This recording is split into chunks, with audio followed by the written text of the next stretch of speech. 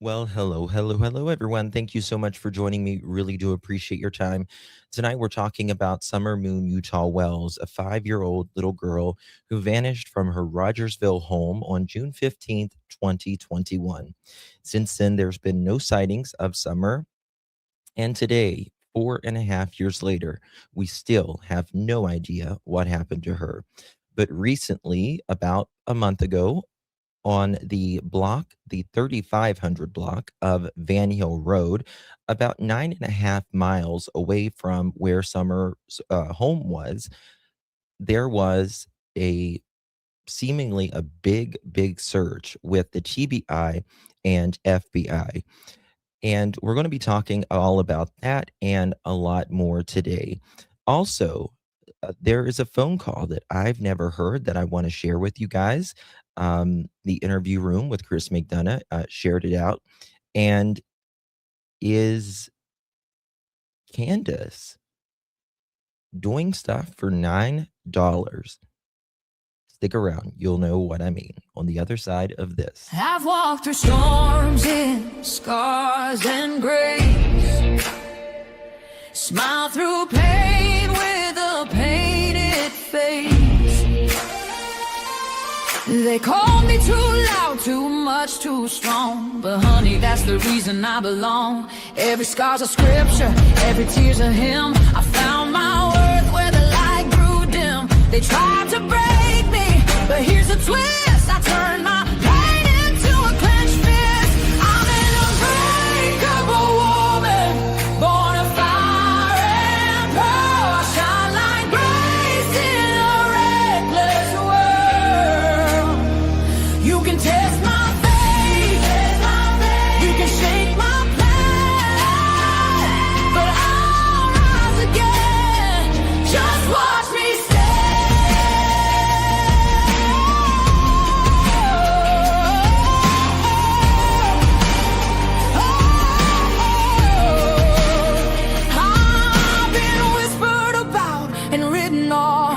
judged by the gloss, not the cause. But God don't build weak hearts from gold. He made me fierce and he made me bold. I bend, I pray, I roar, I rise with mascara, tears and battle cries. Don't need your crown, I forge my own. From ashes, honey, I build my throne. I'm an unbreakable soul, dressed in truth and pearls. The fire don't scare me, it lights my world. You can doubt my voice, but you'll hear my name. I'm holy and hood, and I'm done with shame. For everyone called too much, too loud, too real. You're not to anything. You're exactly what power looks like. I'm an unbreakable soul, through the fight and flame. My scars are stories, my strength, my faith. Faith in my heart, fire in my clouds, forever divine.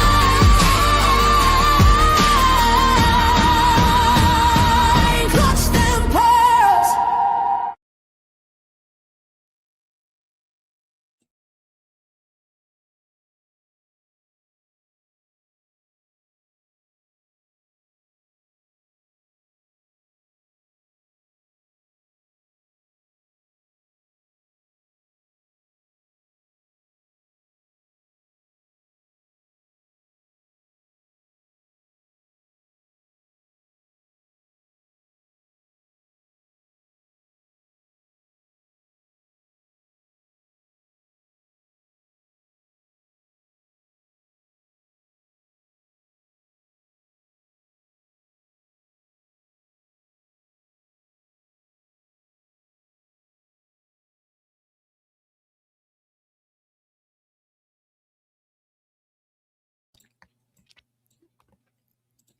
Well, hello, everyone. Thank you so much for joining me.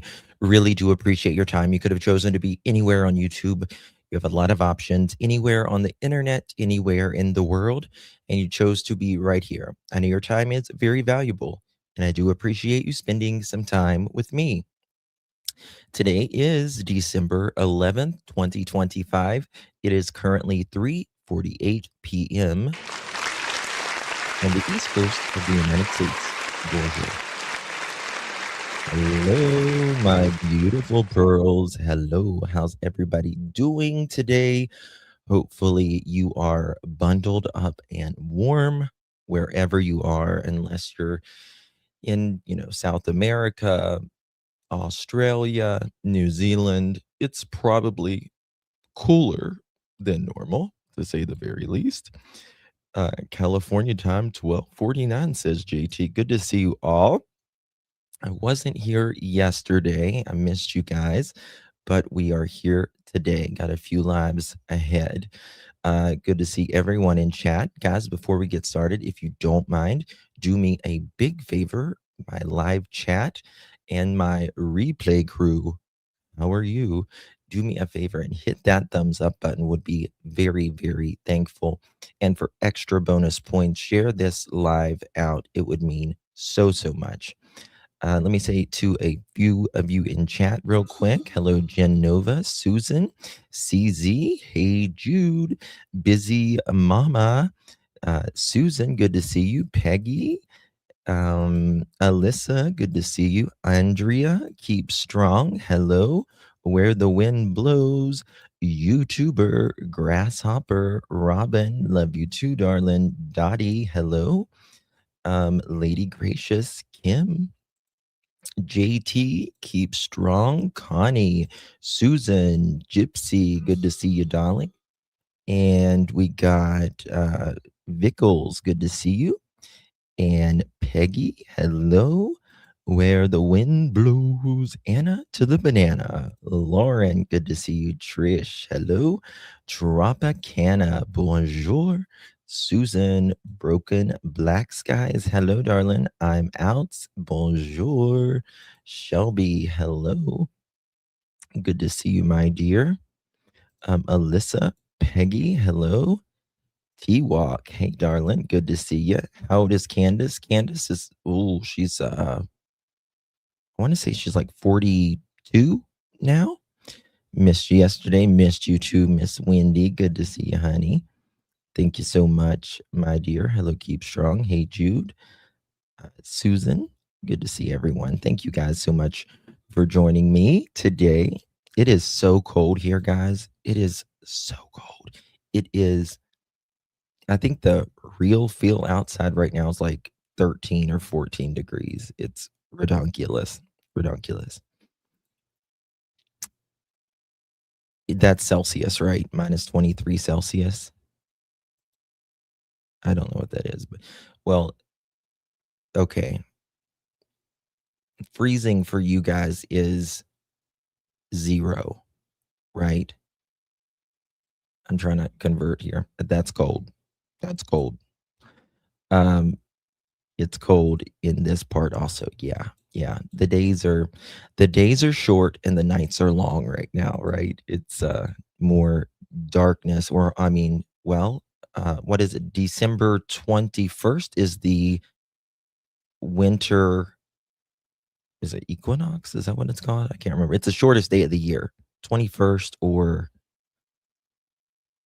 somewhere around there. You only have a t-shirt on. Well, my home is warm. Thank the Lord. Praise the Lord. Thank you, Lord, for that. 68 in Texas. Stuff it. L. Kennedy. I'm just kidding. Stuff it. You guys in Arizona and Texas and Florida, Southern California. Stuff it. Thank you, Charlie. Charlene, good to see you. These are my glasses. I've had these. I've wore these. But after I got them, Miss Remy Pearl hid them, and I could not find them for months. And I found them day before yesterday, packed nicely in a little basket. with socks. Yep, she stuffed them in there. She stuffed them in there. Hey, Canadian Cookie, good to see you. JT, thank you so much for becoming a member. My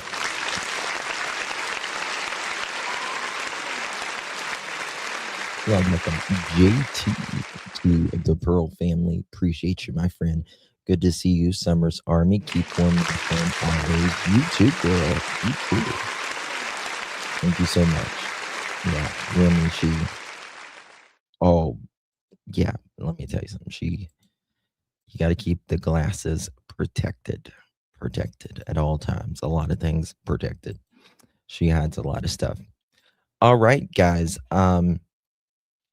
Did y'all know that Candus Wells, the mother of Summer Moon Utah Wells, has a, what do they call it, OnlyFans account?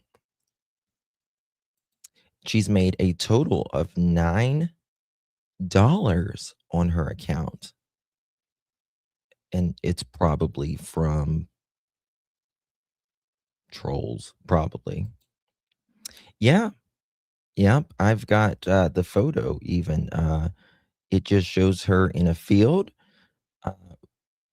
with showing her ass, literally. Showing her ass, literally. The mother of Summer Moon Utah Wells has an OnlyFans account. And showing her ass. Mhm. I'm not joking, Shelby. I wish I was. Girl, I wish I was. But I'm not. You just made me spit my Dr. Pepper Zero all over my laptop. She does. Let me see here. I can show you. I'll have to cover up thy ass part, but I was like, what in the actual, hold on.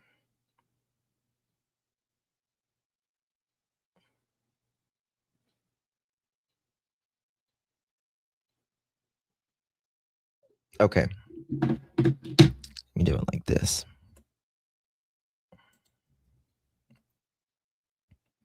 Because there's no face involved, but you, in my opinion, you can absolutely tell who this is.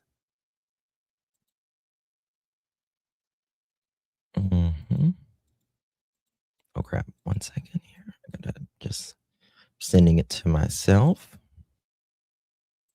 Then I gotta upload it here before we get started.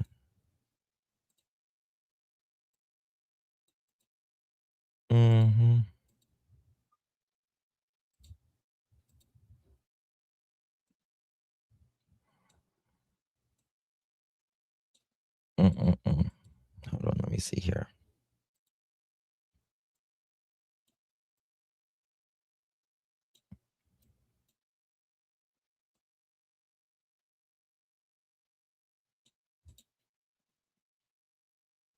Actually, this will be better to cover it up.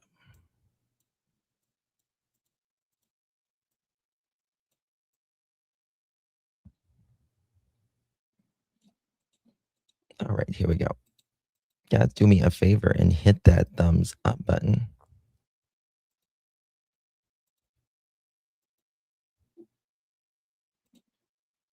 Here is Miss Candus showing her ass. I mean, it takes all kinds. Yeah, but it's just amazing to me that she'll make time for this, but won't make time, to cover or to, call in about, give a comment on her daughter, right?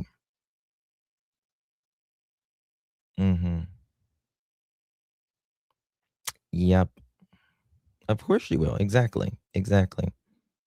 It's insanity. I was watching A fire in California. What's happening? Well, just looking at an ass. That's pretty much it.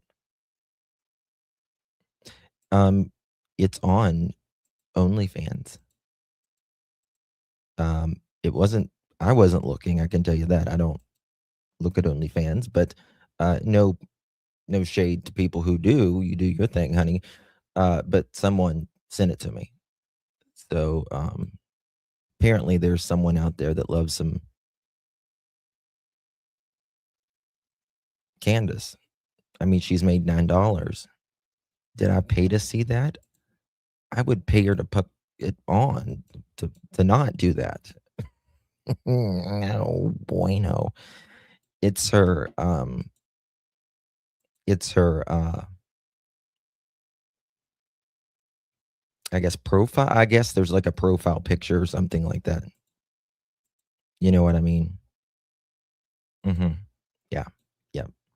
It saddens me because Candace has done one news interview.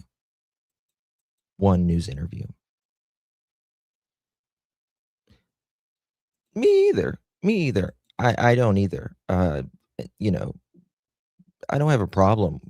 People's got to make money. I get it. Um, to me, it's just like you have a missing daughter, and you put no effort. You won't make a comment about the biggest search that we're aware of or the biggest tip that we're aware of since Summer Wells has went missing. Um, just craziness. Just craziness. Yeah, promote your daughter. Promote your daughter, rather than your ass. How about that? So, uh,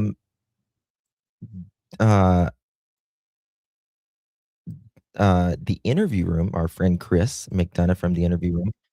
Oh, so hold on one second so we get the no commercial ones. Um, released a phone call. I don't know if I have heard this. I see you was saying that she didn't remember hearing this. Um, and I want to go over some of this. Um, can y'all check and see if Josh from the lab has a live is it Thursday? I wanna promote it if he still got it going on tonight. Let me check the lab. Um, let me text him real quick and see if he's still got it going on tonight. I'll promote it if he does.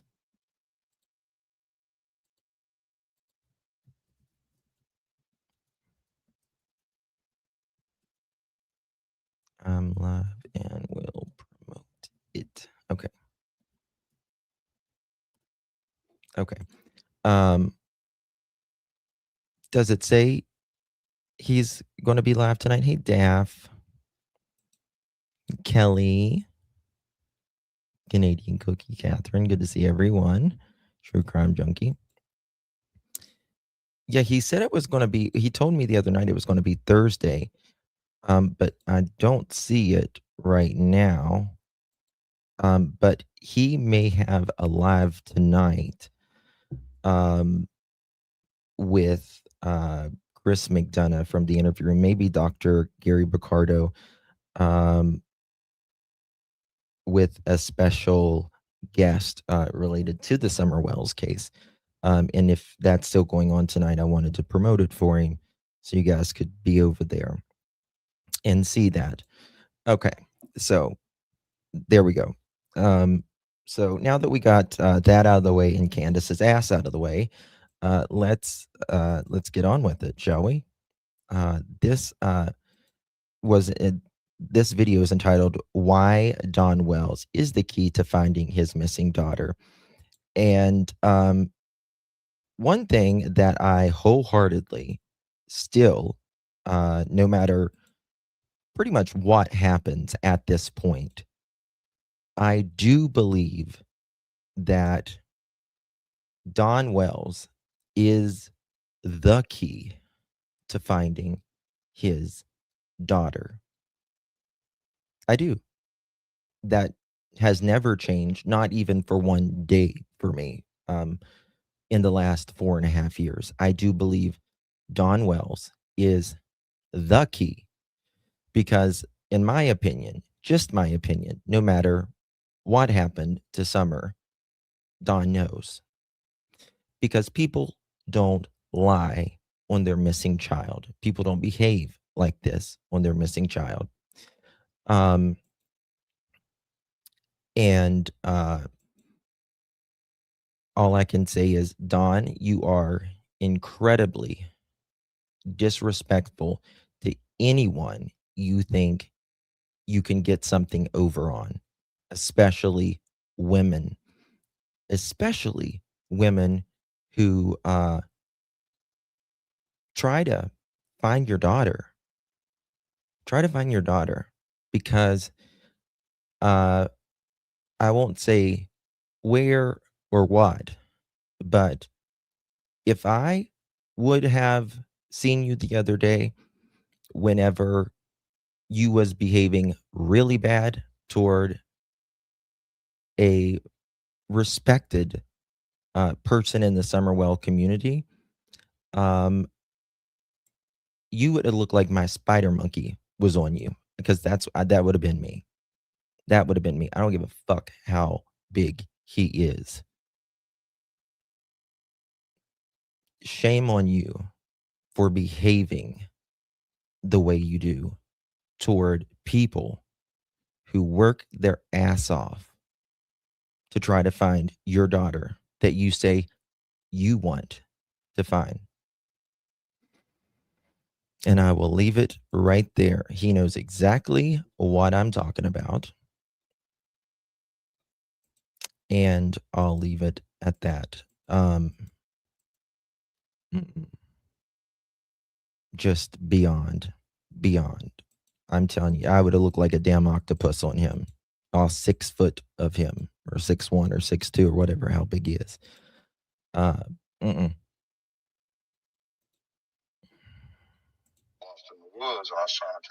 So let's listen to. Think safety. Think Granger. Why does it keep giving me? Oh, so let's listen to the person who says he has actively seen a lot of bad things happen to children. Kind of interesting, isn't it? So I think this is an old call, but I don't think Chris ever maybe released it before. From what I understand, I don't know. I could be wrong on that. We'll see. Let me give Chris the credit. Chris from the interview room. Link is provided in the description. Okay.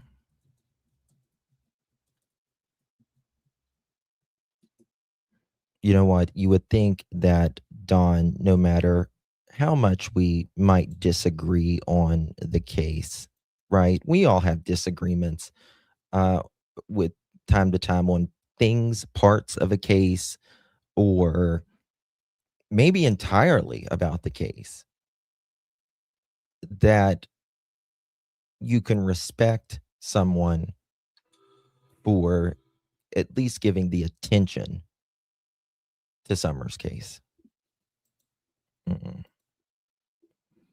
All right, here we go.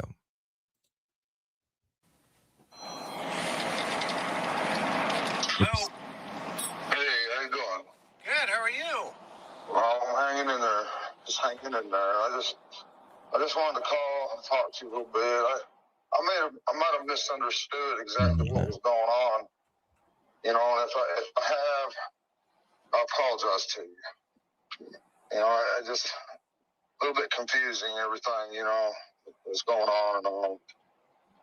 Yeah, there's no problem, Don. I mean, I wanted to talk to you at length and sit down with you, and I knew that there was you couldn't talk about the boys, but I just want to focus on Summer. You know what I mean? Yeah. So if I was wrong, I'm sorry. I just kind of misunderstood some things. I think this miscommunication or whatever. I don't know. But no worries. Everybody said they thought he was really cool and stuff like that. You can't hear that? Is it low? It shouldn't be low. He might be a little. So I'm just kind of trying to think, But yeah, that's what I want to do is focus on Summer. Everybody's focused on me and Candus, and I've been trying to tell them from the beginning when the cops first started pulling into our house that she's not here, and I've never listened. What do you? When the cops started pulling into our house, I said that she was not here. First of all, the cops was already there, Dawn, by the time you got back. Number one. Number two, again, picture yourself on 110 Ben Hill Road. Okay? Up on a mountain, very far from the city, the interstate, a 2-lane rolling country road, big ass farms out there, very rural. And then you pull off on a 1-lane road, dead end. And then you go up on a mountain with about 15 dogs, 4 kids, a senior citizen, and 2 drunks.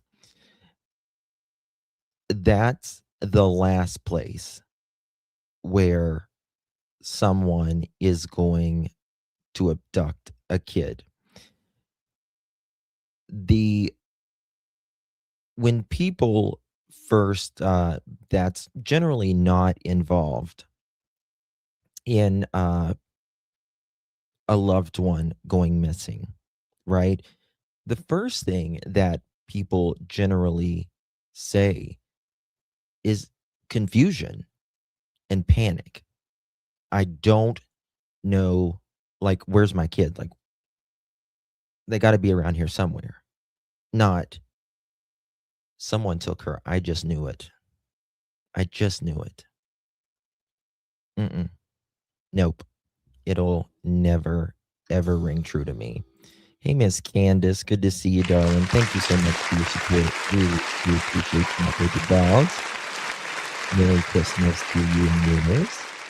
Thank you so much. And thank you for being a member, Miss Candus. You're very supportive. I appreciate you. So it doesn't really ring true that would be the first thing. In fact, that would be the last thing that I would think living there or living around there, because we have to remember it is extraordinarily rare for someone to abduct someone, a stranger, just some rando stranger. It is very rare. We have 330 million people in this country. A handful happen a year. In fact, out of all the years, the last few years that I've done true crime, the only 2 I can think of is Michael Vaughn, and the second one is this FedEx man in Texas hit a little girl, and then hid her. That's it. That's it. It doesn't happen very often whatsoever. I mean, just truly a handful of people. Because let's be real, most people who want you unalive or want something happen to you, or if an accident even happens to you, it's because they know you, or they have something against you, or they get mad at you, or they snap because there's emotion for whatever reason behind that because they know you. It's not the other way around. Most strangers don't care, right? And if they do, um, if it was an abduction, it would have to be someone that knows them, but that would still be a familiar abduction, right? Oh, thank you, JT. Thank you so much, honey. Appreciate you. Thank you so much for your support. Really do appreciate you. And thank you so much for being a member of my family. Really do appreciate you. Only decentful people run from the deceitful people rather run from the law. Yes. Yep. Absolutely. 100%. I know you feel that way. So what's brought you to that? Why are you at that? Well, I knew as soon as I pulled up, as soon as I pulled up and I didn't get a call back from Candus saying, "Oh, we found her," and I come all the way out from Jonesboro, and I probably made it in 30 minutes at least, if not faster. But he wants people to know where he wants them to perceive that he was. Jonesboro is about 40, if Nana's still in here, about 40, 45 minutes. Normal driving. Could he have made it in that amount of time? Maybe. But he was there after the cops started all showing the up. police there, and I went straight to the bottom property. I seen everybody looking. I knew she was gone because she don't go away from the house ever. And we're talking about the building at, okay, so they have 11 and a half acres. Part of their property is on Ben Hill Road. The other, the same property, but it's part of it's on Ben Hill Road. The other part is on Beech Creek Road. And he went past Ben Hill Road and then went to that building. That's not the first place you're going to go if your daughter is missing. It's just not the first place you're going to go. I find it interesting that he went there. You would want to go straight up to the house to talk to your wife, to talk to Candus, to talk to the people that experienced this happening to get the most information. Where have you checked? Where have you not checked? Right? But he goes straight to this building. And it just so happens that three of his sons, three of the boys, they were in the creek with the neighbor, Jody Sue. Now, did he know that they were down there? Unless he had talked to Candus or something, I don't think he could have. But he avoids the questioning about, did you check that building when you got there? He can remember his three boys being there, his neighbor. He can remember driving, he says, in 20 minutes from there, that he went around curves like a bat out of hell, that kind of thing. But he can't remember, did you check that building first? And I believe, in my opinion, that's where Don committed a lot of his sins. Because this building is the furthest building away from the home. it's not, it's down by the road. They live way up on a mountain. So it's down at the road, and he could do more what he wanted there. Yeah. And So go ahead. yeah, well, I just knew. I knew right then, that very second, that she was gone. Okay, what inside of you brought that so quickly, brother? Where did you come from on that? Well, I knew they was looking around the hill and everything up top there, and I drove straight to the bottom there where that little funky shed is there, and I went down the hill by the creek in that little 4-wheel drive Subaru. I went straight down there to the creek, and I seen the boys down there, and they know not to travel alone. They was together, and I seen my neighbor walking around, and I knew my heart just sank right there. I just knew it, that somebody took her. Yes. Because you just don't go. These are the boys that Grandis said with her own words in the interview after Summer was abducted. I use that term extraordinarily loosely.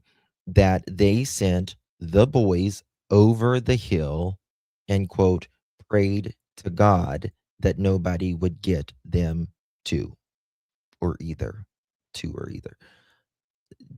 Sending your 3 children over the hill and watching them and praying no one would abduct them either. So there's a lot to unpack right there.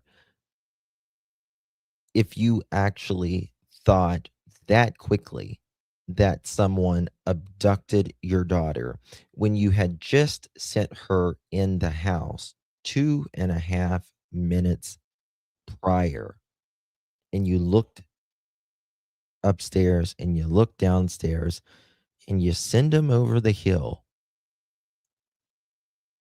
and pray to God that nobody abducts them too, but you're keeping your eye on them.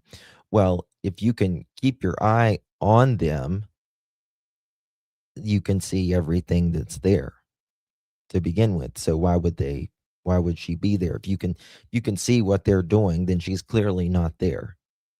Number one. Number two, why would you risk someone abducting 3 more of your children?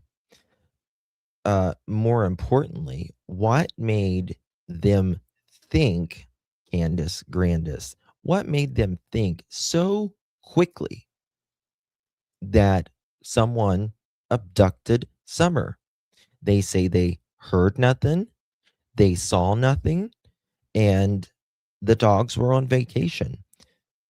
Even the female dog that had puppies right next to the door where Summer would have either had to have went out on her own accord or have been taken out.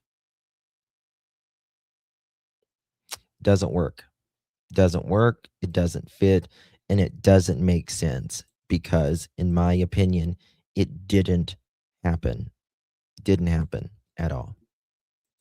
Nowhere, but she would never leave from up at the, around the house there. No way.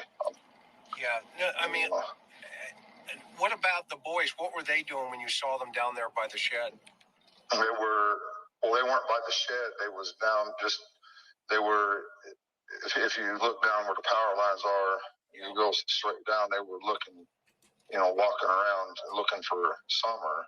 And I knew I just knew she was gone. I mean, but trying to tell the police that and everything when they just pulled up, and then they blocked all the roads because I guess they took the time to call in search teams and everything like that, thinking that she was just lost in the woods. And I was trying to tell them she's not lost in the woods.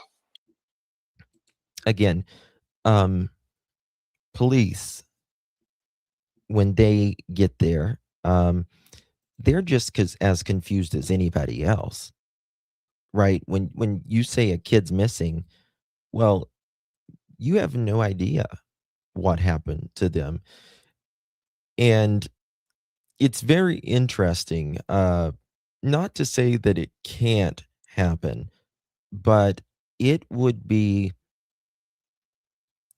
in my opinion, a near Powerball odds of someone coming and getting a child on Ben Hill Road, the same as it would be, in my opinion, in Nova Scotia, in the Jack and Lily case.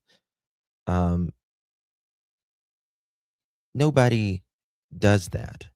It would be extraordinarily high risk to do something like that on Ben Hill Road, to be very far from your vehicle. It's not like this person, this rando person, is going to drive up this mountain and nobody, driving their driveway up the hill, they're not going to hear or see anything.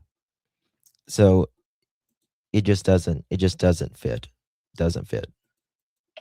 Somebody has taken her. I tried to tell them that, and they never did listen to that. And what was your feeling as to Mhm. why they weren't listening? What's your gut? I'm not sure why. I'm not exactly sure why that is. I mean, probably because they figured that she was just lost. I don't know what I'm talking about, and they had they all had different questions and this and that. And, They didn't believe Don and Candus from the get-go. And Don has said that many, many times, that they did not believe him or Candus. And when I first, before I had ever went to Ben Hill Road, I couldn't imagine how the setting was, how rural it really is, how high up on a mountain they live, and the dogs and everything else around it. You just can't imagine, because pictures and video really doesn't even do it justice.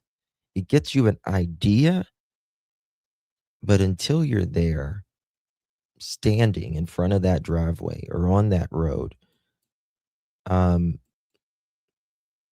ICU, she's been there before, and she can tell you that it's anybody that's ever been on that road.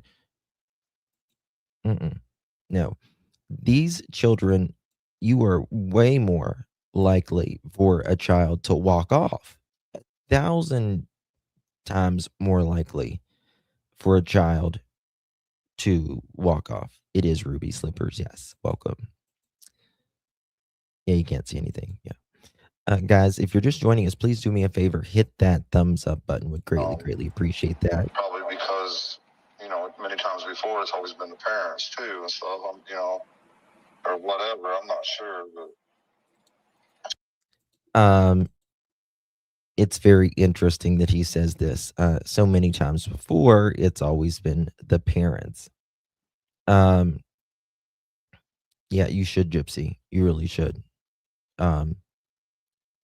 And Daniel also said the same thing in Jack and Lily's case.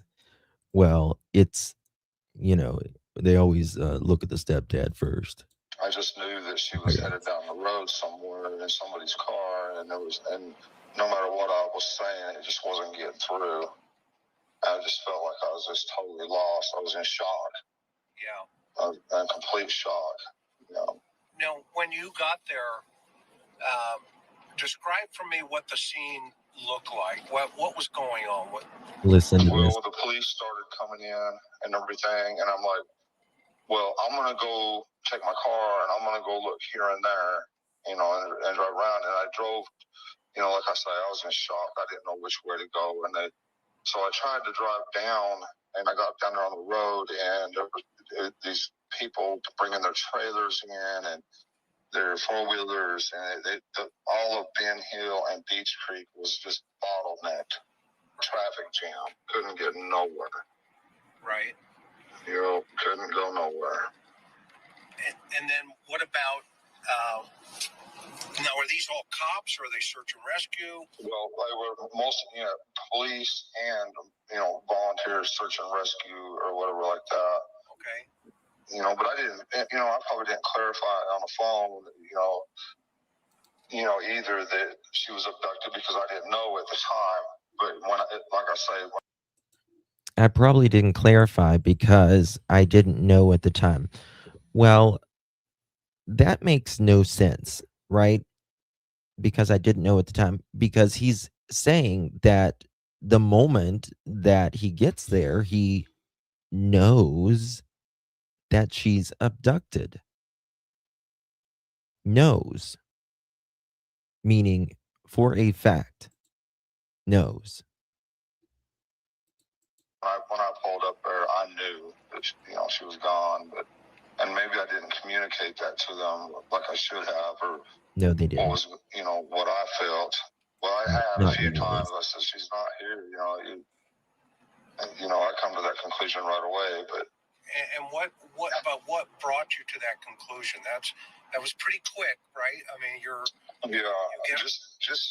just knowing her, and that because we tried to scare the heck out of her and let her know, because we do have bears, right? And we do, them dogs. Everybody keeps talking about them dogs, but they're the stupid.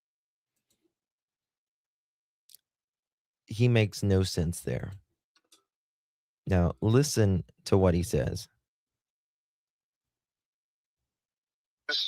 Just knowing her, and that because we tried to scare the heck out of her and let her know, because we do have bears. Just knowing. Now, how do you know that, Don? How do you know that? Well, just knowing her, because, we do have bears.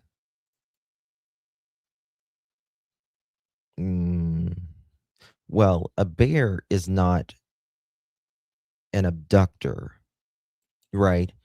A bear is a wild animal. Wild animals do what wild animals do. And not to say that bears and other animals don't attack, because they absolutely do. But the question would be, number one, how did the bear get in the basement? She would have had to have gotten out. She would have had to have literally say, brothers, I'm going downstairs, and then just walk straight out the door. And within a minute or two after that, she would have had to have been taken far enough away where you couldn't hear a scream, which is almost impossible. Bears rarely attack something like that, and if they do, they leave a lot and a lot of evidence behind. Right. And we do, and that's 100% of the time. Them dogs. Everybody keeps talking about them dogs, but they're the stupidest damn things, and they also will go away for days and then come back, and I don't know where the heck they go, but Yes, and Don, so again, they do have 15, 18, 20 dogs at this time. And Don says, they all just magically go away when Summer goes, missing or abducted, as he says, that they all go away, including the mother with the puppies underneath the house. A mother is very protective of her puppies, especially these kind of dogs that are not wild, but just not trained, just dogs, country dogs, right? But magically, these dogs are back from vacation by the time law enforcement gets there. It's amazing. You'll notice patterns in these types of cases, just like, Daniel and Malaya and Janie in Jack and Lily's case in Nova Scotia. They just happen to all be asleep at the time of when the kids go out of uh, the house, but they knew that they were in the house because they heard them.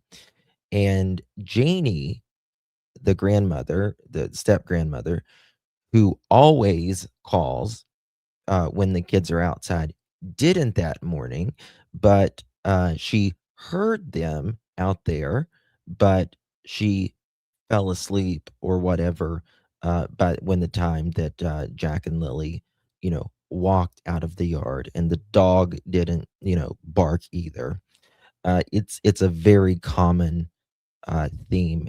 They'll give you enough to tell you, oh, well, I know this happened, but not give you, the full Monty, so to say, uh, to tell you what happened to them. Oh, it's just as much of a mystery to me as it is you. I just know that they were here, and, I'm dozing in and out of sleep, or these dogs just happened, all 18 of them, to be on vacation that way. Yes, Daphne. Yeah, we was talking about the other day, baby. So, Yep. and they weren't there that day. Oh, they weren't around that day. Yeah. So the dogs. It's amazing, though. I've got TBI photos that TBI released, and the dogs were there. They were just laying around in the yard. You think maybe the dogs got? Well, what's your thought on why the dogs weren't there?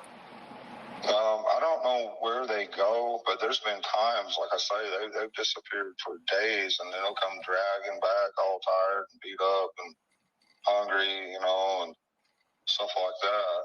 Yeah. We don't know where they go. When I told Candus she needed a zoo license. Yeah, I've seen that. Yeah. I'm like, I know. So what time did you get there? Do you remember? Well, they say, it's really strange because I thought it was 5:30, but the 911 call says 6:30, 6:26. And it's amazing how time is just different for people like Dawn, right?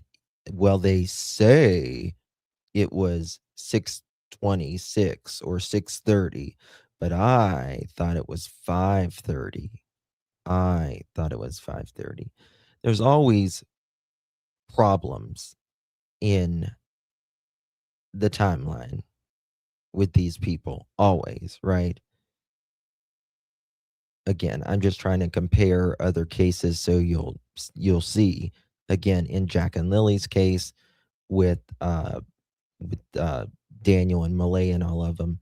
Well, they originally said it was 8 o'clock that they last seen or heard the kids, but there's no call until 10:01, and they stopped talking about 8 o'clock, and they wouldn't talk about any times other than 10:01. With Dawn, it's, well, they say 6:26. Well, trust me, the time doesn't change for any of us. And 911 certainly knows what time they Is were when there. the first call come in, and that could have well be. Sometimes I work till sunset. A lot of times I have been here lately, but yeah. But I thought it was 5:30. But the strange thing of it is when we went to the Hawkins County to do our lie detectors and everything like that, they took all of our phones. Listen. And then magically, all of our phone records from 3:30 on that day have been deleted. And again, his word, magically, all of their phone records, Dawn, Candus, and Grandis, Candus's mother, 3:30 onward, were deleted. They weren't deleted by law enforcement. If law enforcement makes any entry or deletion, it cannot be used in court ever. You throw it out. And that would be devastating for this case because it's very important, the data in this case, right? So Dawn, if you listened to my program the other day, I was listening to where Dawn was talking to Nana's Angels, a channel. She passed away a couple years ago, God rest her soul. And Dawn says he talked to Candus around 3:30, and he didn't want to stay. He didn't want to be home alone. He says by himself, which he wouldn't have been because A, the boys were home, and B, by 3:30, everyone was home. Candus, Grandis, and Summer with the boys. They were all home at 3:30. They arrived around 3:14, 3:15-ish that day. So you tell me, why would Dawn be saying that they were, taking Grandis to the hospital at 3:15? Well, in my opinion, because Dawn was peeling out uh, of the house at around 3:30 and going towards perhaps Jonesboro. So magically, they all three phones are deleted from the same time onward. Again, law enforcement never deletes. That's the last thing they want. And by the way, nothing is ever deleted. You can factory reset your phone 100 times. It's still on there. It never goes away. What you are typing in chat right now never goes away.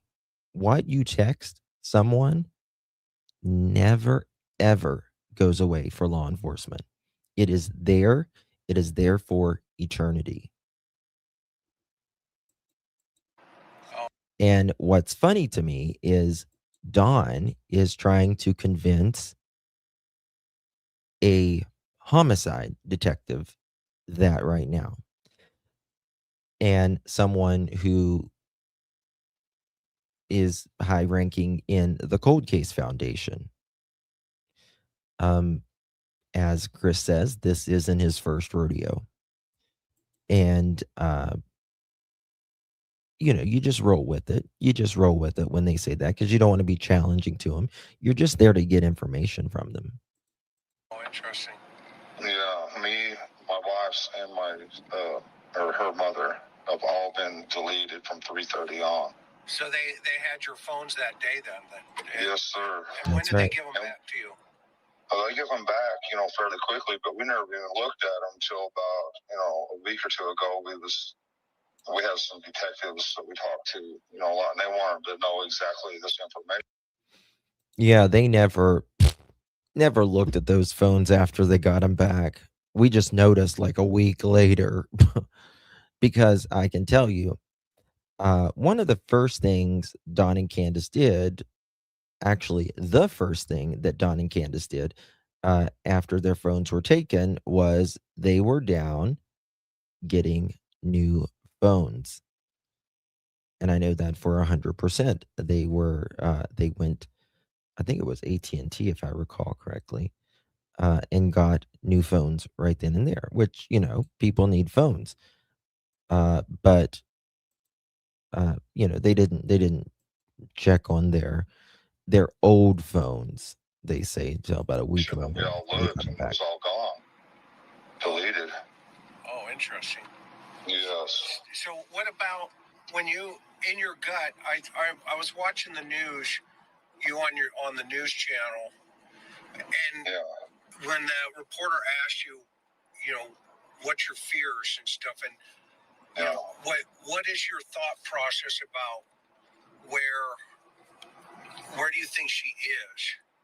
Well, at first I thought, it's got to be some Yep. sicko I should do hillbilly ATS. druggie drug her off in the woods. Okay. Now, this is what Don's first thoughts, he says. Guys, hit that thumbs up button. Come on, let's get it up. Let's get it up. I know it's cold outside and all that, but come on, just let your thumb hit that one time. Just that one time. It helps so much. Can coming home at 3:10, Summer on milk jugs, Summer jumping out of the truck, 3:30 p.m. phones getting deleted, 3:30 p.m. to 6:30 p.m. covering from what Summer. Yep. What happened to Summer scream doesn't make sense. Well,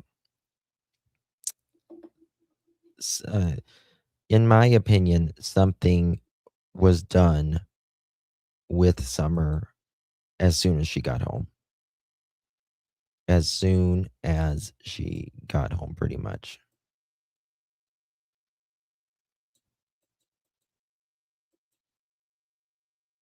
Oh, no, Canadian.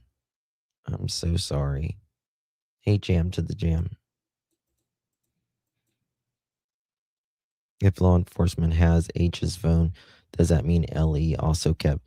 So there's a little misinformation on the Hunter's phone.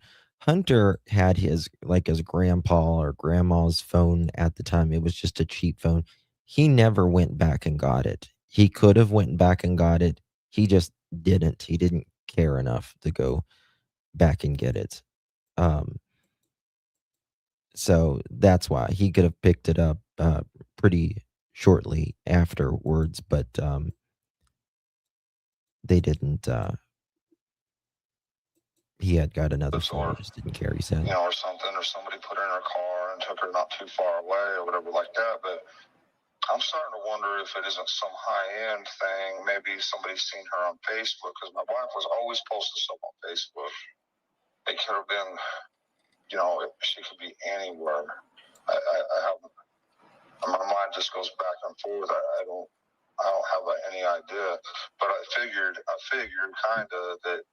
Well, a lot of people are talking about the Hammonds and that guy I fired, H.N. Dudley. When I fired him, he was so damn high on something. It was unbelievable. it's interesting how he talks about the Facebook. He's always talking about my wife always put all kinds of stuff on Facebook, right? Always blaming others. He blamed Dudley more than anybody. In my opinion, for a very specific reason. Because Dudley was the closest to him that knew him, that worked with him every day, and could really F up his alibi. Right? Really F up his alibi. Because remember, Don fired Dudley the day before Summer went missing. Right? The day before Summer went missing. And Dudley said that morning, Don said before he was fired, Don said that he had to work late that day because CPS was coming that evening. They were coming that evening. He also said when he got to work that morning, Don was just sitting in the bathtub and it looked like he had lost his best friend. You know, that moment and you're thinking and like a realization comes to you and you're just like, oh my God. But you're just thinking kind of like this. Something like that. So, in my opinion, it was intentional that Dawn fired Dudley the same day as CPS goes to their house. Just in the video of Summer with the red for sale barrel where Dudley's car is in it, was the white car in Dawn's truck. The wheels or white car looks like a Jeep car type of car. I'm trying to remember. I remember Dudley's yellow Xterra being there, but I'm trying to remember the white truck. Oops, what'd I do? Not so sure about that. Dawn had a little white truck. I got a photo of it, but Dawn had to look up how math heads act. Yeah. Yeah, exactly. I don't know. I've never seen anything like it. I've seen people on meth? I've seen people on meth before, and this was beyond that. He was, I don't know. He showed up one day, and he was running late, and he says, "Oh man, I've been out helping somebody, my uncle, clear land somewhere, and blah blah blah." And this is a man that I let him in my business and give him 50%, and all he had to do was show up, and he's already given me excuses, But whatever he was on, it was bad because he wouldn't listen to anything I said. It's hard to explain, but he was just fighting me every inch of the way on everything. The problem with Dudley and Dawn is they're, in my opinion, both like the math. Dudley says Dawn liked the math and Coca-Cola. Dawn says Dudley liked the math. And everyone else says they both like the math, right? And the Coca-Cola, if you know what I mean. So, it's hard for two people to work like that. Hello, darling. Appreciate you. Yes, it's the math. Look at the statistics with math and people, kids,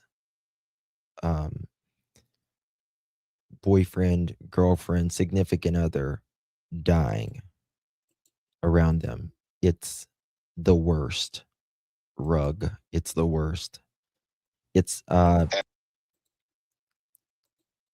the rug that makes people more violent. And I give in and would let him do, okay, you want to do that, fine, but he thought that there was all kind of dirt in his mud, and he wanted me to throw it away and get him some new stuff, and he blew up. And he's like, "Man, you just put it back in there or what?" And just like yelling at me. And then later that day, he's like, "Just go home." He was throwing mud all over the floor, a brand new house, throwing mud all over the floor. And it took him 2 hours to do a 20-minute thing. And he was just so hyper-focused on it. That's a word I picked up off of YouTube about meth, but hyper-focused. I can't remember the rest, but he was absolutely hyper-focused on this one little thing that took him 2 hours, and he just couldn't get it right. He was frustrated and just going on, and Now, it's a known thing that people on the math, they will take stuff apart, right? They'll never put it back together, but they'll take it apart. It's something that They do. I've also heard of people like outside, like in the middle of the night looking, with flashlights, like looking for stuff. Just real weird kind of things. It's a mental rug. He says, "Why don't you just go home? I can handle this house." I just hired this guy like 2 weeks ago. Emergency. I've been with Tucker Drywall for 13 years this time. Thank you so much, Miss Bridget. Good to see you, Mama. Thank you so much. Appreciate it for looking at pearl necklace. Really do appreciate that. If you receive one of those pearl necklaces or that pearl necklace, make sure you give our dear Bridget a big, big thank you. My dear, hold on one second. I'm going to do something here. If I can. Oops, wrong one. Let's see here.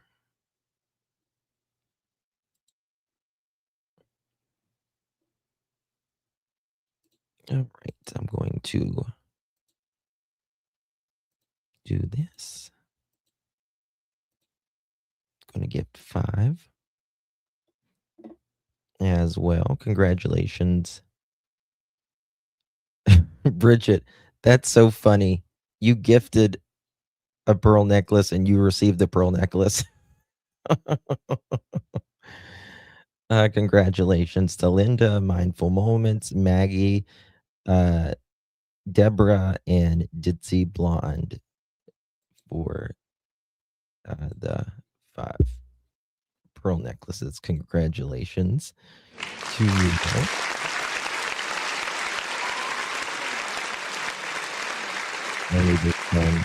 Used to come over every night and take our light bulbs. He would knock on the door and tell us he would bring us better ones. Ew. Wow. That's cray. And so he says, "Go home," and all that. And I'm thinking, wow, this is crazy. So I go to lunch, I come back, I tell him, "Go home. Go home now. Get the hell off this job and don't come back." Well, he got mad and he tried everything in the world and anything he could to get at me and get me fired. He called my bosses constantly, harassed them constantly, come out on the jobs constantly. If anybody knew where I was at that time, it would have been him.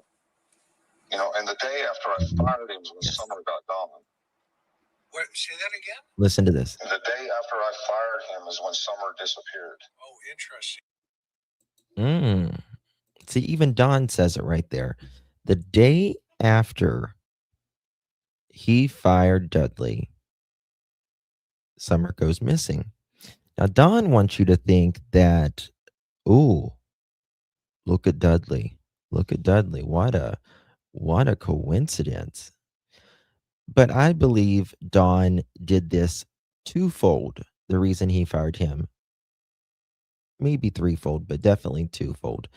One, because he did not want someone there working with him, right? Which he wasn't at work. But if Dudley would have been there, Dudley would have said, well, he didn't show up. He didn't show up today. So there's that. So he fired him the day before. Is the main reason. Second reason is, oh, I fired him. Look at him. He didn't like me. He didn't like me. So absolutely, Loriman. This was, in my opinion, 100% premeditated. Whatever happened to Summer was at least planned the day before.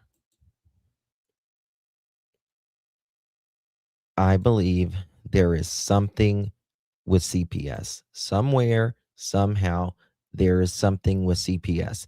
They knew that they were coming that evening. Don knew he couldn't be there. And then Summer goes missing the next day. Was it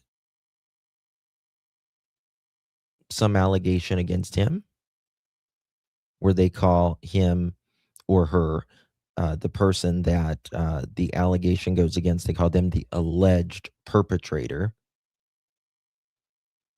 Don was staying in these houses that he was working in. He would sleep in the bathtub, put a microwave in the bathroom, all of that. What was it with Summer? What was it? Had to be something. Had to be something.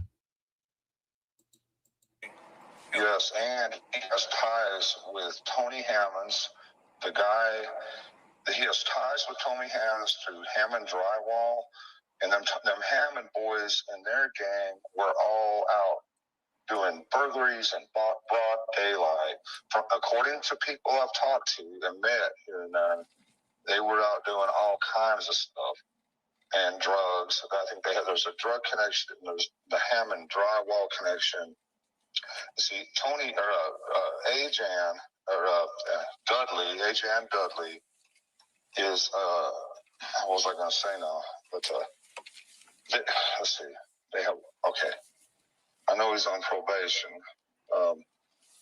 But yeah, the day after, I forgot where I was going with that. I'm sorry, my mind went blank. That's all right. But yeah, they have ties with drywall. I believe drug connections, and I know that their group was going out and stealing anything they could find. Tony Hammonds, 2 days after Summer disappeared, got busted in Kingsport trying to I think it was the week before Tony Hammonds got busted, actually. abduct that 12-year-old boy. And I think he's in jail right now. I hope he's still in jail. But we got these detective friends of ours that are looking into all this stuff. They've found all kinds of information. They've turned it all into TBI. And I don't understand exactly what's going on. Who do you have? Who do you have looking into it? I could give you their number if you want to call them and talk to them. I'd be honored to do that. What's their name? What's their name? Michelle and some friends. But it'd probably be better if I contacted them and give them your number. But I'm trying to bring all this stuff to light. Almost all of these cases have a hallmark of parallels. I was trying to wipe the spot off my tab, and it was the emblem on Justin's sleeve. There will be CPS. There will be, not all in every case, but many cases, they will have at least one or two of these in CPS, drugs, alcohol, substance abuse, bruising, a volatile home, fighting in the home,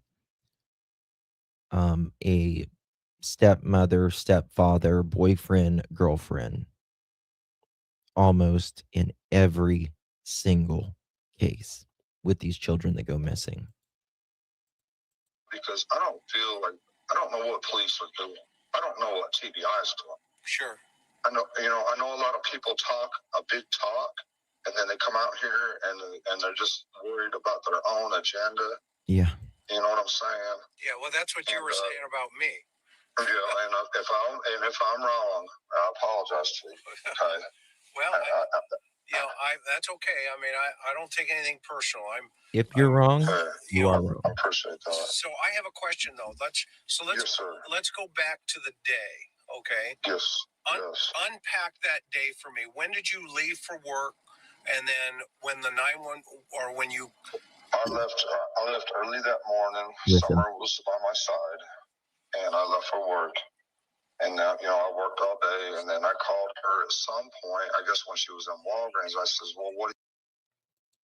So the last memory that he says that he has, right, of Summer was by his side. Now think of that for a minute. Don was not at work. No matter how he wants you to think, he was not at work.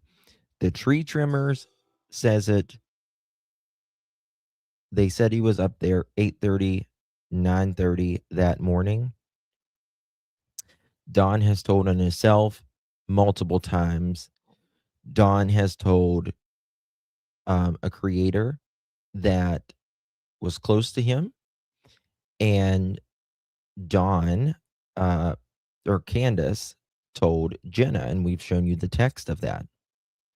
Don was at home that morning, but he says the last memory he has of Summer was by his side.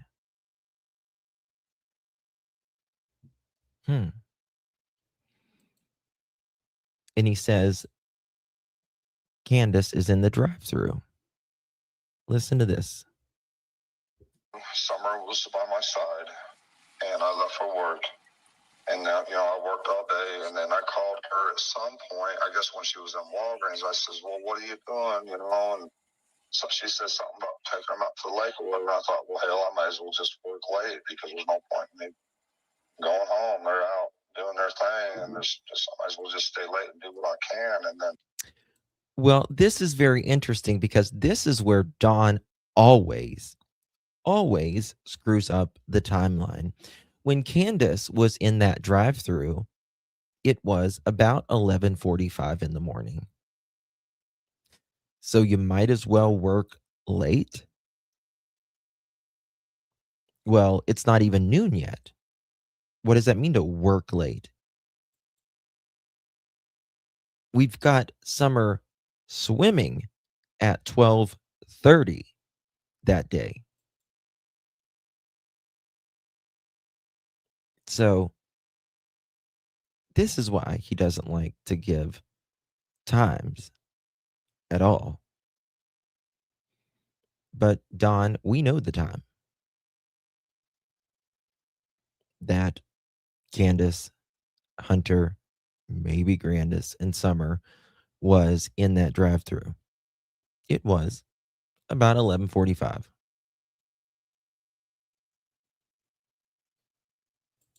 Yes. Yep. Well, when he talks with Nana, he says it was 3:30, and he says his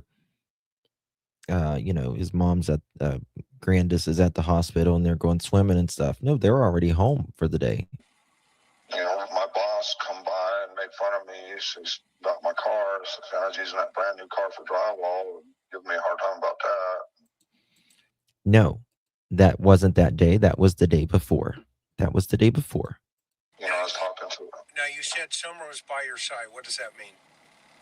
She was asleep by my side when I woke up. Okay, got it. And what time was that approximately? I'd say about 7.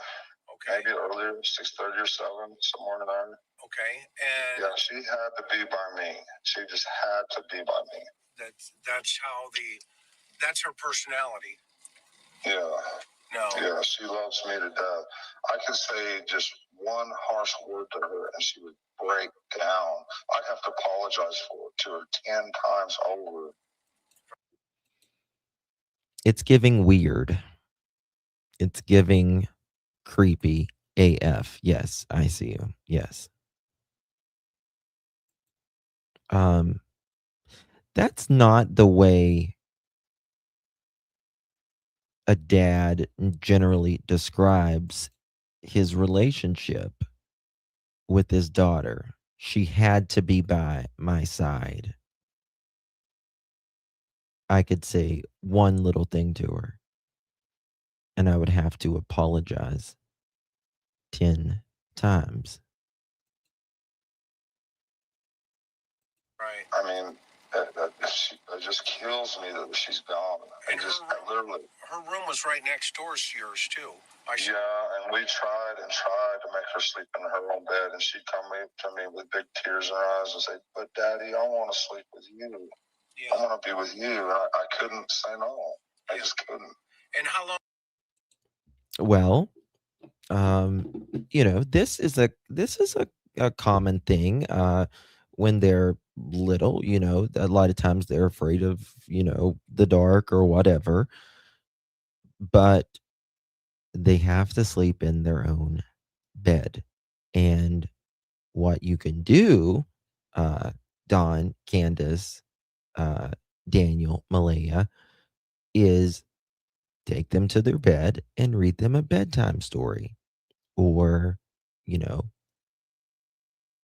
sit in their room until they go to sleep, or whatever. But that wasn't on the program for them. That wasn't on the program for them. How long has she been doing that? For 5 years. Wow. All her life. Every night? Yes, sir. Wow, that's a bond. Yes. Yeah. Wow. And so walk me through it. What time do you get up, and what do you remember last about seeing Summer? All I remember is when I woke up is her feet and her foot being under me, kind of, I remember her being there, and I covered her up a little bit or whatever and left, and she sleeps just right between me and Mom every night, Right. But, I just went to work, normal day. Luckily, I guess that Even if he was, even if Summer slept with them every night, she should have never been in the middle. She should have never been in the middle. Period. End of conversation. Never. Because guys, we wake up funny sometimes, if you know what I mean. Especially if we got to pee or something. And that's just inappropriate. It's just fucking inappropriate. I cannot.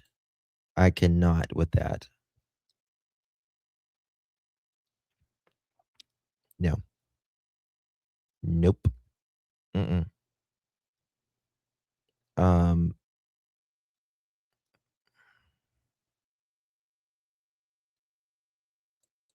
I cannot. If Candus had any sort of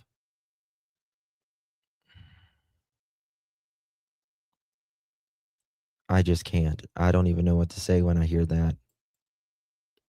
I really don't even know what to say when I hear that, to be honest with you, because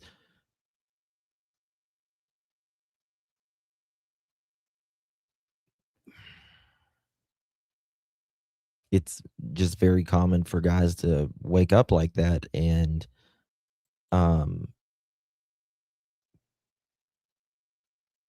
your daughter's between you?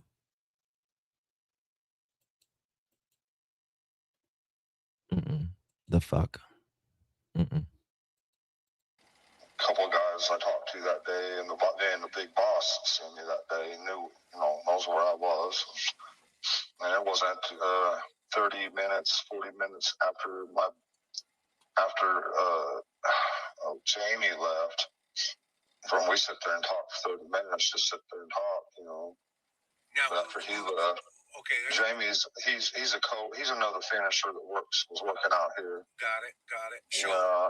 So you leave the house. What car do you take that day? I forget. I had the Subaru that day. Okay. Yeah. Why didn't you take your truck that day? People are going to ask. Well, because the car was just sitting there, and I'm paying these payments, $600 a month. Let me tell you something. That Subaru was anything but sitting there. Anything but sitting there. And second of all, your Candus was taking her mom to the doctor that day, it wouldn't have just sat there. Candus keeps the roads hot.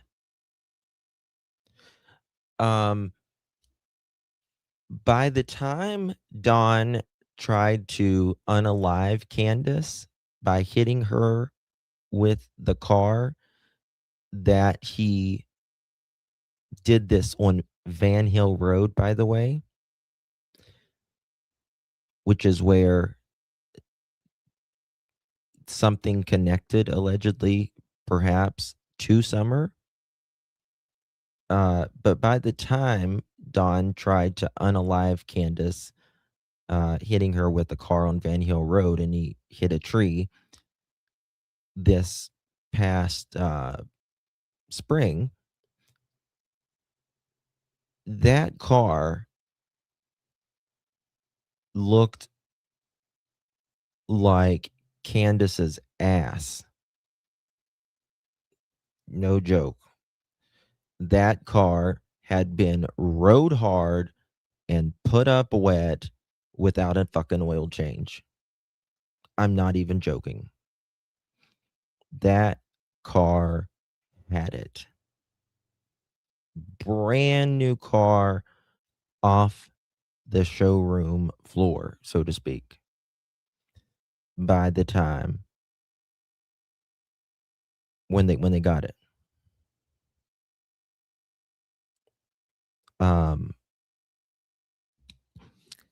But isn't it interesting how a lot of things are happening on Van Hill Road with Summer's case?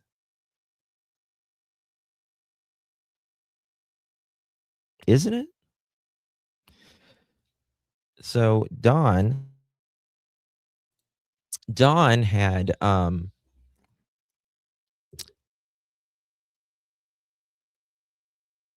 DUI on Van Hill Road. Don tried to unalive Candus on Van Hill Road. And after he crashed his car, we'll say someone at the 3500 block gave Don a ride home. And also, Candus likes to fish on Van Hill Road at the person's house that gave Don a ride back. Is that why Candus has Dee Dee's car? I don't know. Holly. Don did at one point say Summer was fish food. Yes, he did. Sure did. He sure did. I'll never forget that one either.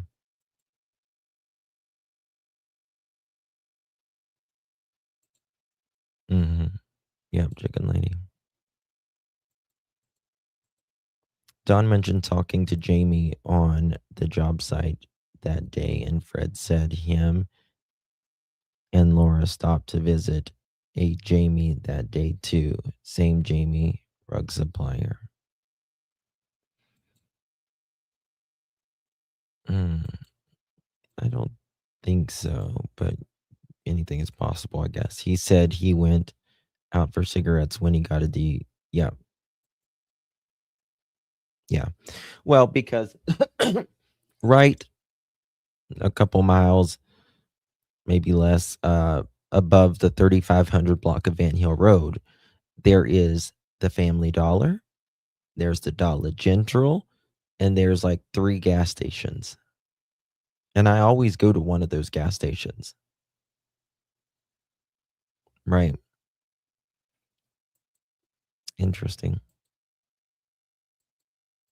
Plus the insurance, and it's just sitting there. And I thought, well, I might as well get some use out Hey, of it. Mary. And I threw all my tools in there and started driving it for a little while, just because. Yeah. And so mainly product. Yeah. Go ahead. So you're You take the truck, or excuse me, the car. How far away is your job? What are you doing? It is 45 minutes away in Jonesboro. All right. Oh my God, I did. Thank you. I spelled Chris McDonough wrong. Oh my God. And then, what time do you get there? Do you remember? I don't. I probably went and had some breakfast, somewhere or whatever, and come out here. I don't remember for sure. No, I don't. Okay. What time? I probably went and had some breakfast that morning. Do you think if he actually went and had breakfast and it would, I don't know, help him out with his fucking timeline, that he would say, yeah, I went to Barbara's biscuit barn at 8:30 that morning. They saw me on camera, or here's my receipt at Barbara's biscuit barn that morning. I talked to Barbara, saw an old coworker there. Damn right. You damn right. But guess what? That didn't happen. You didn't go get breakfast that morning before you went to work, because you didn't go to work, because Don, you spotted at 8:30 and 9:30 on your damn hill. On your damn hill. Gypsy, it's tramps and thieves. We're for the people of the cold.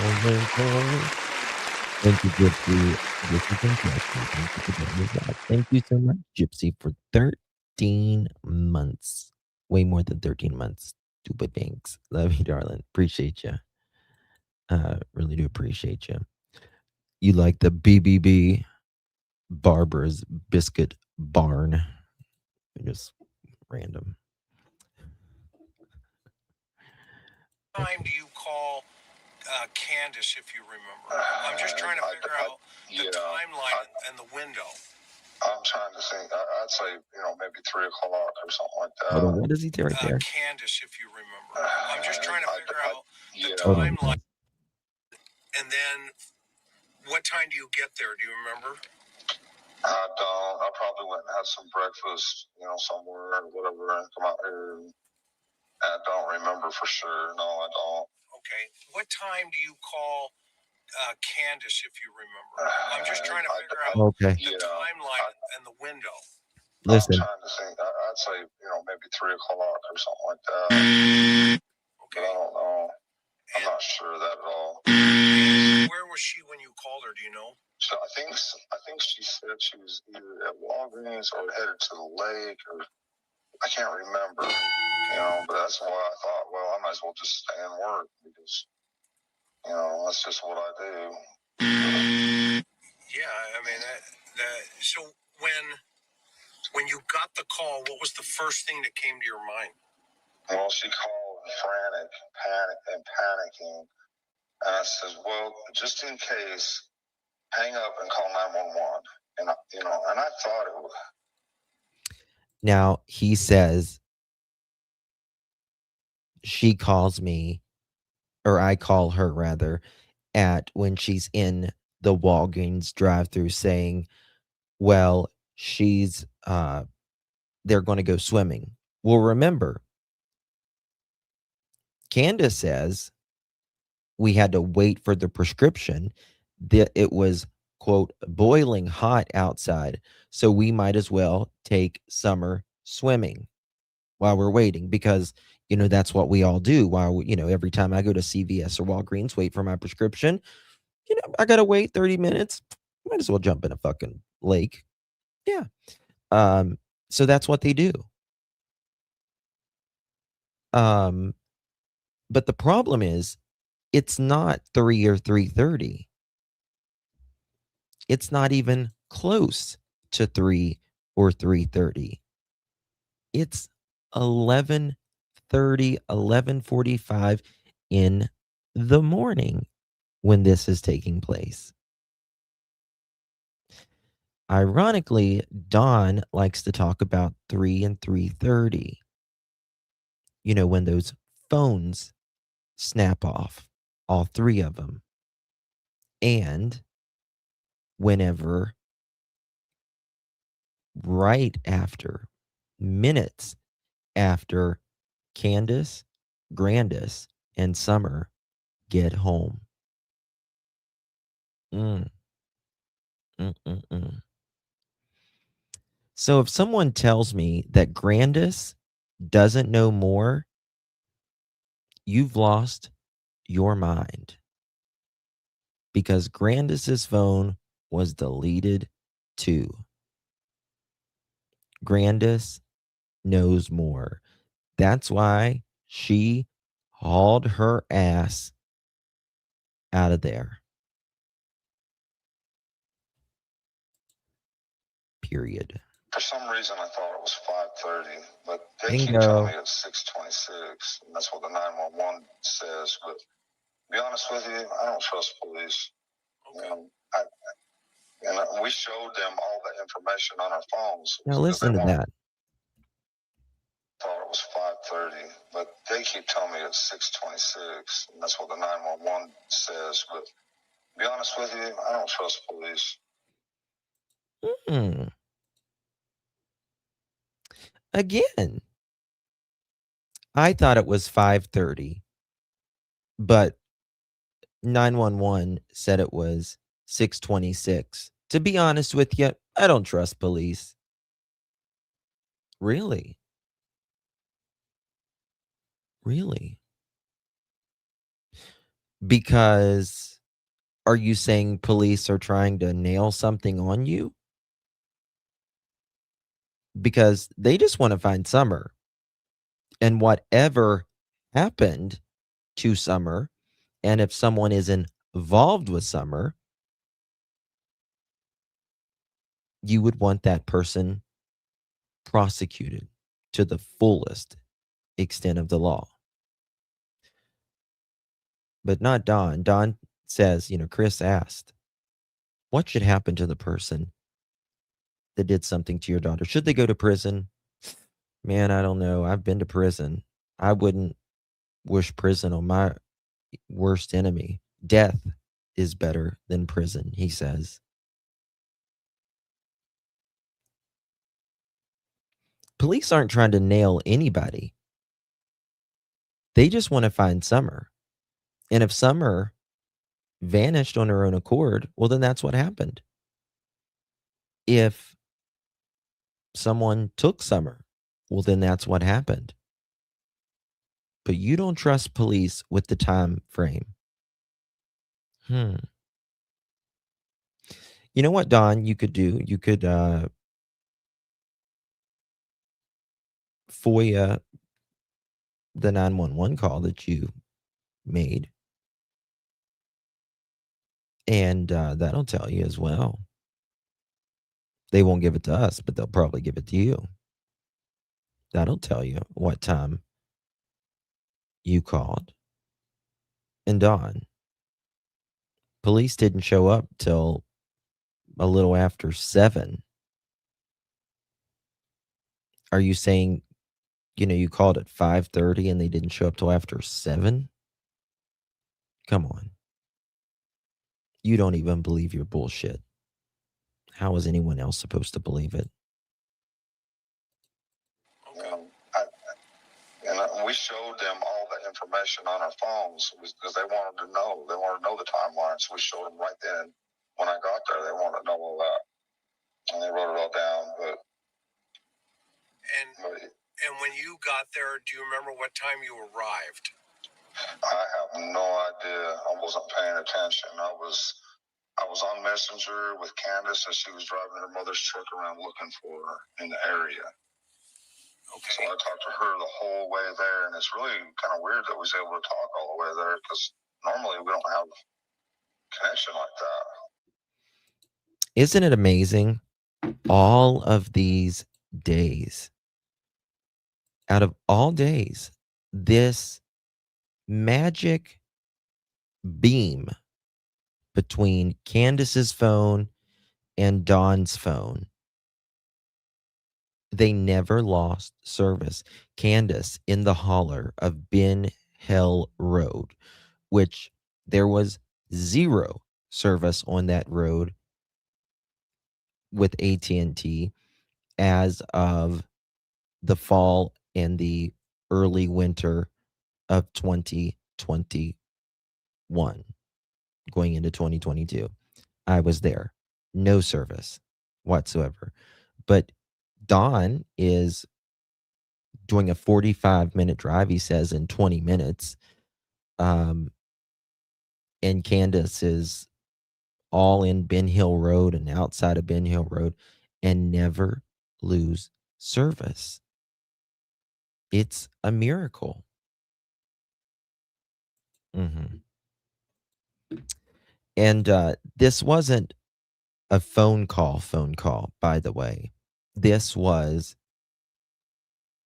Facebook video messenger or audio messenger, So it's using data. No way. No way in hell. No. It ain't Gypsy. It's not. I'm telling you, it's not. Right. Says you, yeah, it's kind of odd. And what was she driving?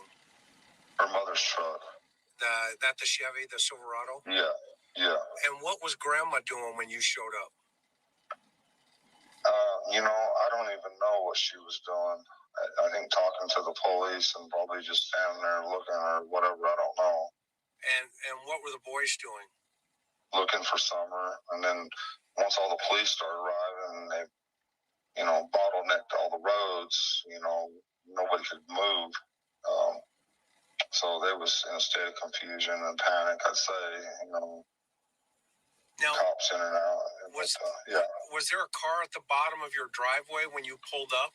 Like a cop car or anybody? You just pulled right in? There was nobody there. I was the first one there. Oh, wow. Yeah. Yeah. Yep. And what about when you got there, what was your first impression of where you should search first? Well, that's why I drove down to the bottom, because I didn't even go to the house. I went straight by that shed on the bottom. Yeah, is that the one where off the bottom of your property to the Yes. Okay. I got that little dirt road. I went past that. I went straight down that hill, straight to the creek, and that's when I seen my boys. And then I seen my neighbor Don walking to the left side, and the boys were on the other side of the hill. And I knew, like I say, my heart just sank right there. I just knew she was gone. And what brought you to that place first and not to the house? Well, I figured they was looking all over the house, and I was thinking, well, they probably ain't been out on the property yet or anything, so that's what made me drive down there first. Okay. And then, did you go into that shed? No. Is that yours too, by the way, real fast? Yeah, that's ours. Well, I did. Okay, I've got to unpack some stuff here. I got to back up just a little bit. I apologize. I didn't even go. Got there. What was your first impression of where you should search first? Listen. Well, that's why I drove down to the bottom, because I didn't even go to the house. I went straight by that shed on the bottom. Yeah, is that the one where off the bottom of your property to the Yes. Okay. I got that little dirt road. I went past that. I went straight down that hill, straight to the creek, and that's when I seen my boys. And then I seen my neighbor Don walking to the left side, and the boys were on the other side of the hill. And now, this is a man that doesn't know a lot of things, right? He says when it comes to the day his very own daughter goes missing. But he does remember his neighbor walking to the left side and his boys on the right side. Notice that. He notices that. He can remember. Hey, forget me not. Good to see you, baby. Remember. He can remember that. Can he? That's interesting that he can remember the neighbor on the left and his boys on the right. But he can't remember if he goes in that shed first. He can't remember a lot of things that might incriminate him, but he can always, these deceptors, they can always remember something that that's neutral, it's not going to paint them in a bad light, or more importantly, that will paint them in a good light. Right? Hey, Mama Susu, good to see you. What's in the shed, I want to know. Well, I mean, I've got pictures of inside the shed. It's just a bunch of junk and a stove. Right?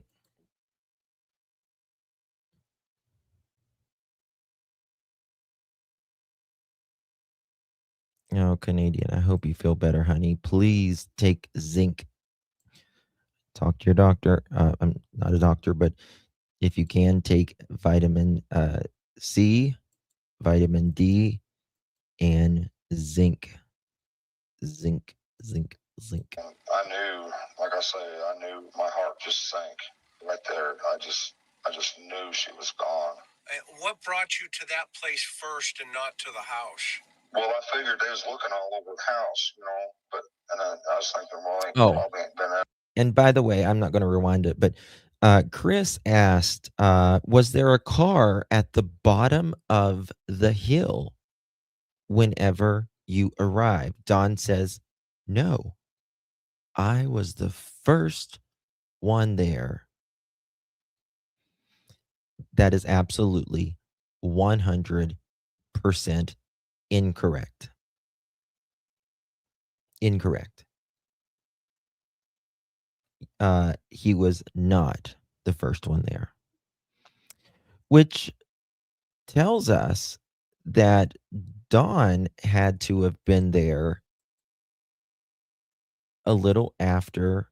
What time did they show up, the police? It was after 7, which tells us Dawn had to show up after 7. Right? That's good. Take emergency every day. Yeah, if you're sick, you can take it 4 times a day or more even. You're not going to overdo it on the emergency.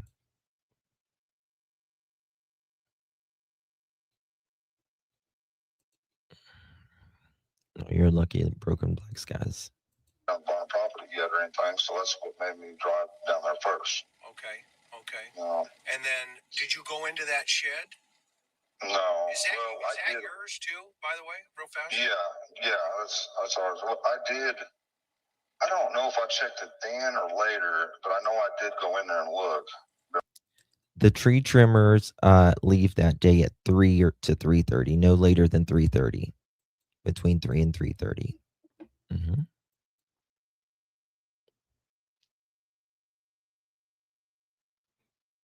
LeGrand, good to see you. Yeah, between 3 and 3:30 that day. I'd let Grandis go, but not with her truck. Mm-hmm.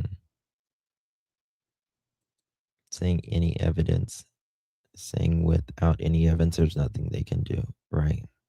Oh, yeah. I'm not sure if it was right then, or I might have parked and walked in there and looked real quick. I just don't remember, but once I knew she was gone. I might have parked in there real quick, but I don't know. But you just remembered your neighbor being on the left of you and your kids being on the right side of you when you was there by the creek behind the building there. But you don't remember whether you went in the building. Now, I may be wrong on this, but I don't think I am. If you're going to this, your property that's on the bottom of the hill, the first place you're going to look at is the building to see if Summer is in there. It's not a might. It's not a I may. No, you're going to look in that building. That's the first thing you're going to do. But why does he say I might have or I did eventually? No, Summer's not in the building. No. I went to the top of the house, went up the driveway up there. Well, so why wouldn't you have gone into the shed? I'm curious. I may have. I just can't be sure on that. Okay. If I did, I went in there, but I'm not sure if I went in there right then or if I went in there at a later time. I'm not sure. Okay. And then go ahead. I'm listening. Well, once the police started arriving and everything, I was like, man, I'm going to go question all these damn drug dealers and everything like that. And, and they reluctantly said, go ahead. I says, I think y'all should put pressure on them and get a list of every person they know. And if it was me, I'd lock them up or whatever and then start asking questions, but it's not up to me. But now, Dawn is hey, Smiley, good to see you, baby. Now, Dawn is associating in the very, very, very beginning of Summer going missing that immediately he knows that someone took Summer. And then after the police question Dawn and Candus, he says they're doubting him and Candus immediately because you have to know where they live. It's just nobody's going to kidnap the kids up on that hill. It's just not going to happen, in my opinion. But he associates this with, I know someone took her. Now I'm going to go talk to these rug dealers. Oh, okay. So he's associating his child, his daughter, his 5-year-old daughter. Someone abducted her. And I'm going to go talk to the rug dealers. Interesting.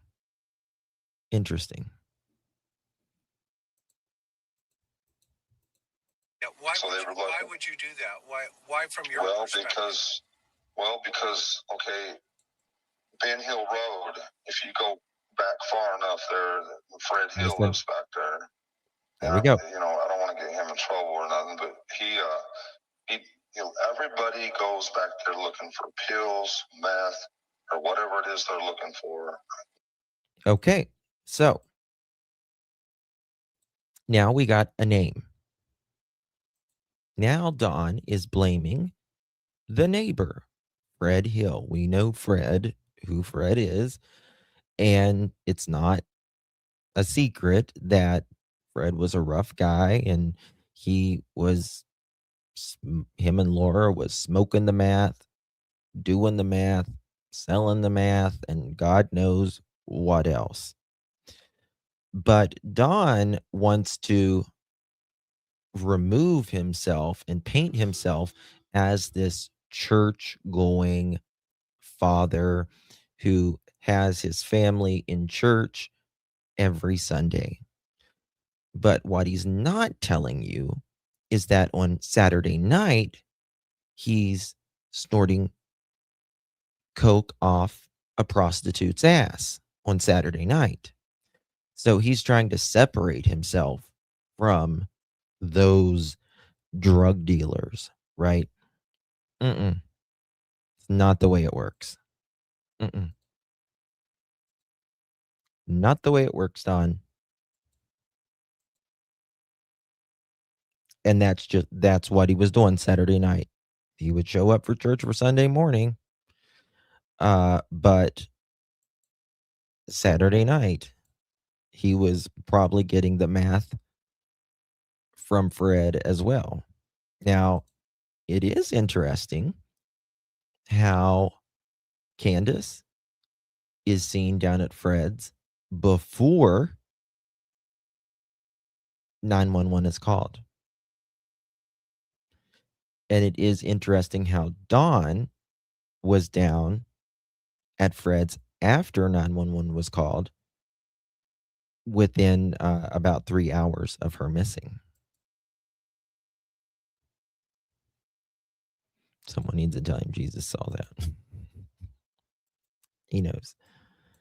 What's the woman that in his religion that he talks about? Ellen, what's her name? Ellen White? Is that her name? Ellen White? Let me look at that.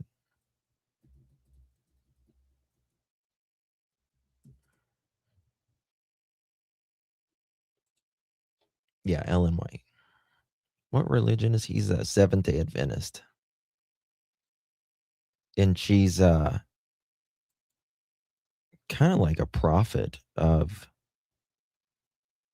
she wrote a bunch of books in the 1800s, The Desire of Ages, Steps to Christ, The Great Controversy.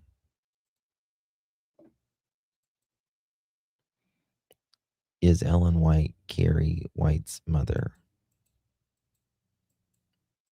No, that's it's to the religion that they.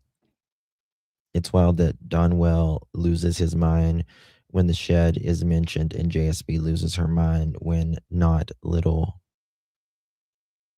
Boog is mentioned. He goes to church one Saturday. Yeah, that's right, Saturday. Sorry, Friday night when he gets paid. Saturday he's smoking it off the prostitute.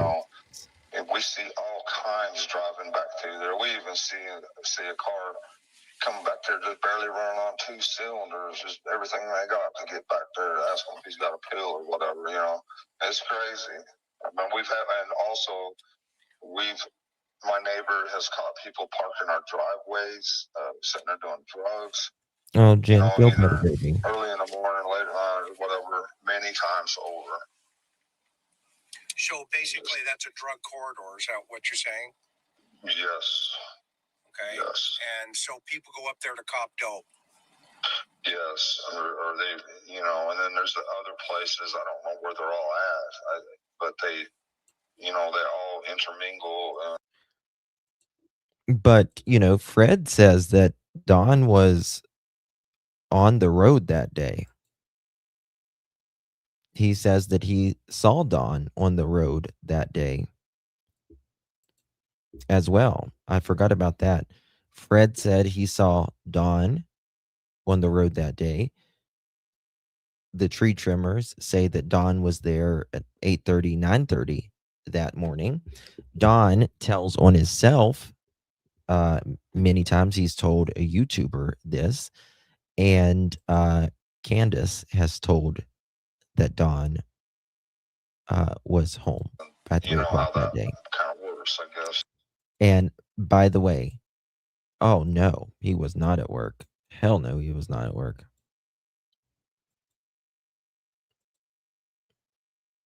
I agree. I would let him give Grandis immunity if she would speak. Right. They are all twisted on that hill, and all of them. Yeah. I mean, I think it's a dark place, that road is. I can't explain it to you. It's like that holler sucks you in. It's very weird. Have you ever been to like an area where you just feel like things are dark? That's exactly how it is. It's really dark. I mean, there's really pretty parts on that road. There's a couple pretty farms on that road, Ben Hill Road, but it's really pretty on Beech Creek. Well, yeah, I mean, there's a lot of dynamics always, right? There's a lot of moving parts. So back to Summer for a minute. So when you got to the house, And did you go into the house at any time? Well, yeah, I went in the house, out of the house. I mean, we was turning everything, looking everywhere. No.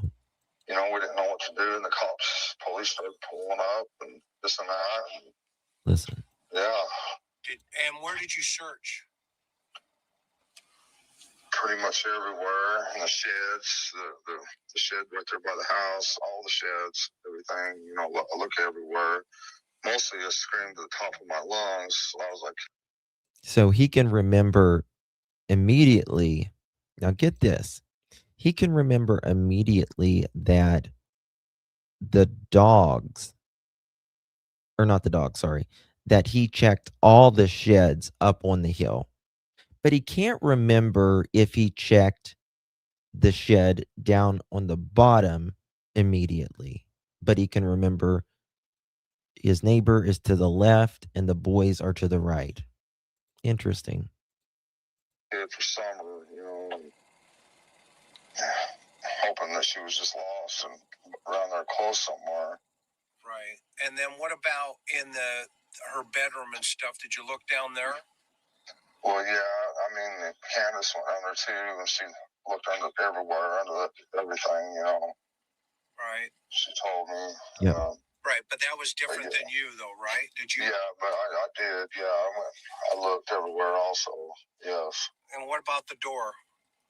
You know, I don't remember. But I do know that the boys, we cuss them because they just leave it wide open all the time. Right. Nobody left that door down in the basement wide open all the time. No, they didn't. Don says he never even went out that door. He always went out the front door upstairs. You know, which Jose and others that was in that house said that there was a blue couch in front of that door. And you got to keep that locked or shut, and they just don't listen. Right. Could Summer open that door? Probably so.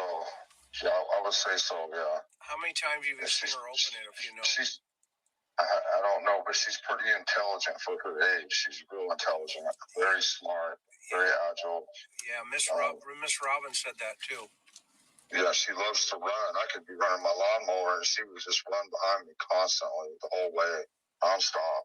The boys would be riding their little motorcycles, and she'd be right behind them all the way, over and over around the house, just nonstop. Yeah, Mr. Mom. Plenty of energy. Would she chase them? Well, she'd just be running behind them, laughing. Right. She wouldn't be, you know what I mean? Yeah. Like just kids, having fun. like little kids do. Yeah, she don't even need a bike or motorcycle. You know. Right. So tell me more about her personality. She just loved. She would always come to me, Dad, hold my hand so I can twirl, and I'd hold my arm there, and she'd just sit there and twirl till my arm just about give out. She loved to do that. Sometimes we play rock and roll music or whatever music, and she liked that song Godzilla. I had it saved on my phone, you know, and everybody put me down for that. But for something about Godzilla, she just liked. She always said, well, he's a nice monster. He gets all the bad monsters. You know. Again, I think it's very interesting how Don will say monsters and boogeyman and stuff like that, because Don lived with two of Arkansas's biggest RSOs who both received 120 years in prison. One of them, and by the way, the victims in one of the cases lived with Don and Candus and Pam as well at the time. The one, he put on a mask and he said, if you tell anybody, the boogeyman will get you.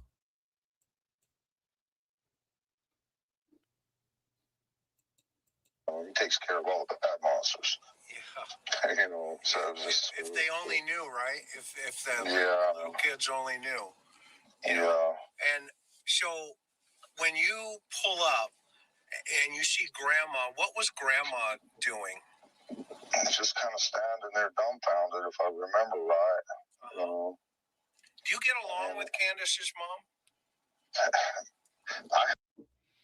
He says Grandis here is just standing there dumbfounded. 5 minutes ago, he said Grandis was there talking to the police. Haven't for a long time. We fought for a long time. She's the reason I got arrested and charged the way I did, because she told him I put real bullets in a muzzle loader. And that was 10 years mandatory, no bond. Tell me about that. Hey, Jessica, thank you so much, my darling. Good to see you. Appreciate you. Hi, Catherine. Not sure if you remember, but Chris did a few interviews back in the day with a doctor on Summer's case. She had really good insights. Okay, I'll look at that. I know who Summer's pediatrician was. I do know who the pediatrician was. I don't know information about that, but I do know who her pediatrician was, or the doctor. That's interesting, though. I will look at that. Very interesting. I will take a look at that for sure. Thank you so much, Jessica. Appreciate you. And thank you for being a member as well, my darling. Appreciate you. Definitely glad the boys aren't. Yeah.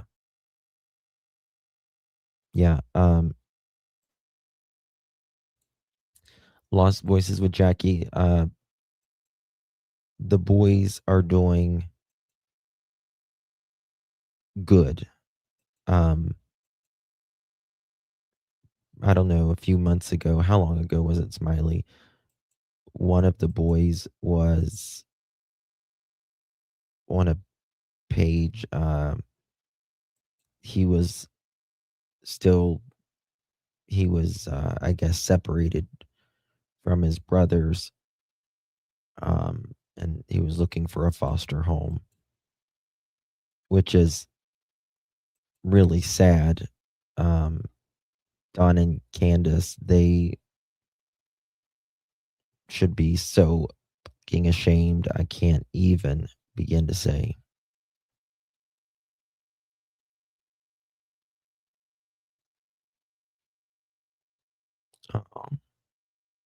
Thank you so much, Timpy. It's very kind of you. Appreciate you, my dear. Yeah, it does. Yeah. When Dawn and Candus could have just got their shit together. Well, when I come back from Utah, I was trying to move my family to Utah. I've always knew that something was going to happen to Summer. It's something in my gut is always. You know what I think it was? I think that feeling was Dawn. Dawn, did you always think you say something was always going to happen to Summer? Was Fred the one that just buried a horse at that time? I remember hearing someone about burying a horse, but I can't remember who it was, Lisa. Told me, and I've always told Candus, watch her closely. That's my baby. Do not let nothing happen to her. I told her that all the time. What brought you to that thought? I don't know. I couldn't put my finger on it. I didn't know. Who always thinks something's going to happen to one of their loved ones? It might be a fear, but always knowing something that was going to happen to her is a whole different ball game. What it was, or I just always had this feeling that something's going to happen to her. I didn't know if she was just going to get accidentally run over. I didn't know what it was. Did you think she would be kidnapped? Never. Never, nothing like that. Okay. No, I just knew it was something. I just had this. I knew something was always going to happen to her. Do you expect her to ever be kidnapped? Never. But I just knew it was something. Intense love for her, and I think she knew something too. So I think something was. I don't know. How does a 5-year-old know something like that? If you believe in guardian angels or what, but it's something. It's something. So you get back. So walk me through that incident, because I know that was the one that you got arrested, right? Yeah. Well, so I get back from Utah. Candus tells me that she moved a man in the house. She didn't tell me he was gay and all this and that. She wanted me to come back. Okay. So of course I'm mad. I'm coming across the United States 110 mile an hour average in that little truck. And I got a ticket to prove it. But anyways, he didn't take me to jail. I told him, I told him what's going on. And he says, he gave me a big break and says, slow down, man. You got to get there alive, you know. But he was really cool. And so I come on and get there. And, you know, the first day, everything's kind of okay. And then we started drinking a little bit. And Candus had told him I messed around on him one day, which I did. I totally, you know, I regret it. It was the biggest mistake I ever made. Those Don and Candus cheat on each other like it's just another day in the neighborhood. Messed around on her at one time, but they started jumping on me, her and Candus and him, and I was going to hit him in the head with a beer bottle. It was full of beer, but at the last second, I just threw it at the wall. Is this that Jose guy? Yeah, and so I had all three of them jumping on me, you know. Right. Yeah, the Jose guy, her, and Candus's mother were all jumping on me, and the cops got called. Candus, after I threw that beer bottle at the wall, the cops got called. And okay. That's when her mother's... Got you, Jessica. Dr. Amy. I got you. I know exactly what you're talking about. Yep. Okay. Gotcha. Thank you so much, my dear. Appreciate you. Chris does an amazing live with Dr.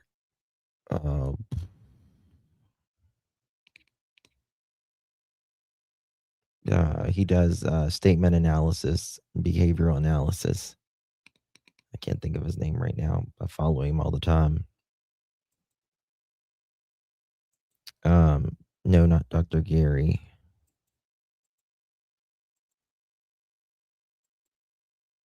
Damn, I can't think of his name. I'll think of it as... You know, said, well, he's got a gun in the glove box. I says, well, it's just a muzzle loader. I mean, I'm allowed to have a muzzle loader. And she says, yeah, but he puts bullets in it. Oh, you know, and she's, you know. Is that how she hurt her knee? Well, she was pushing me. She kept pushing me. Jose would say something like, I remember the one thing he said is, once a cheater, always a cheater, because his wife left him or cheated on him, so he's taking it out on me at this point. And he would, every time he would say something, she would push me. He'd go say something else, she'd push me again. I never hit her or nothing, but the last time she pushed me, I pushed her out of the way, and I was going to hit him with that beer bottle, and she fell. I didn't even realize she fell, you know, or I pushed her to, you know, whatever. I was just trying to get her out of the way because I was going to nail her. And so, of course, she went and called the cops and told them. She didn't tell them the whole truth. Yeah, what is that? So, yeah, tell me the truth. Because she said that I was pushing her No. and her and all this. Jose wasn't gay. He was they just told him that he was gay to let him, you know, Don would chill out. That, you know, my intention was just to push her out of the way so I could hit him. I didn't want her, you know, if me and him was going to fight or whatever, I didn't want her right there. But you know, she was acting real funny. See, another thing is, too, though, on her behalf, so I was at a party in Utah at my sister's house, Well, I told her the truth is I was at my sister's house at a party just to eat the free food because I had to go home. And I was staying in a trailer to get to sleep. Now, he went, okay, this was 10 months before Summer went missing. Don and the oldest son, his oldest son for the Candus, CPS was after them at that time. And Don and the oldest son of Donnie Candus's moved to Utah. That's why Don went to Utah at that time. And this was because there was CPS involved between Allie's daughter, Hunter's sister, and Josie at that time. And Don wanted everyone to go, but Candus and the kids, I guess they didn't want to go. So Don and Josie, he takes them to Utah, not U-Haul, Utah. He takes them to Utah, and that poor kid during that time, I don't So even I could go to work the next day. But what she heard was I was partying, I gotta go. That's all she heard. So that, after we talked about that and everything, we straightened it all out. And I'm like, no, that's not at all. I was just trying to get some food and go home. So like she, that. so she heard it. She thought you were cheating. Yeah. So that's how. Yeah. And you thought she was cheating. Mm-hmm. Right. Well, she wanted. He didn't me to think intentionally that, involve himself, though. What did Grandma think? She's never liked me, but I think it's changed now. So Jose was there 10 months prior. He was I guess you could say a friend. And Josie, people get the spelling wrong. That's the oldest son. So people kind of get that confused. I think me and her, we get along a little bit better now, but at first we hated each other. Well, why doesn't she like you, though? She don't think I'm good enough for her daughter and all this and that. Interesting. And what was she doing during the fight with Jose? And Josie was the favorite. He was Don's favorite for sure. He was Don's favorite child. And people who know that.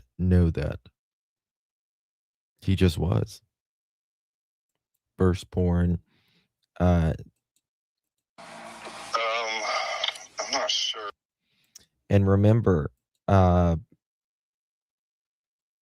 Dudley said, Don was smoking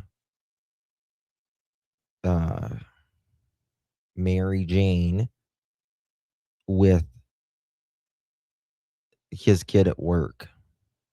And he was like freaking 11 years old at the time. Not sure. I think she was standing there or whatever. And that's the night she hurt. Her mom hurt her knee that night, didn't she?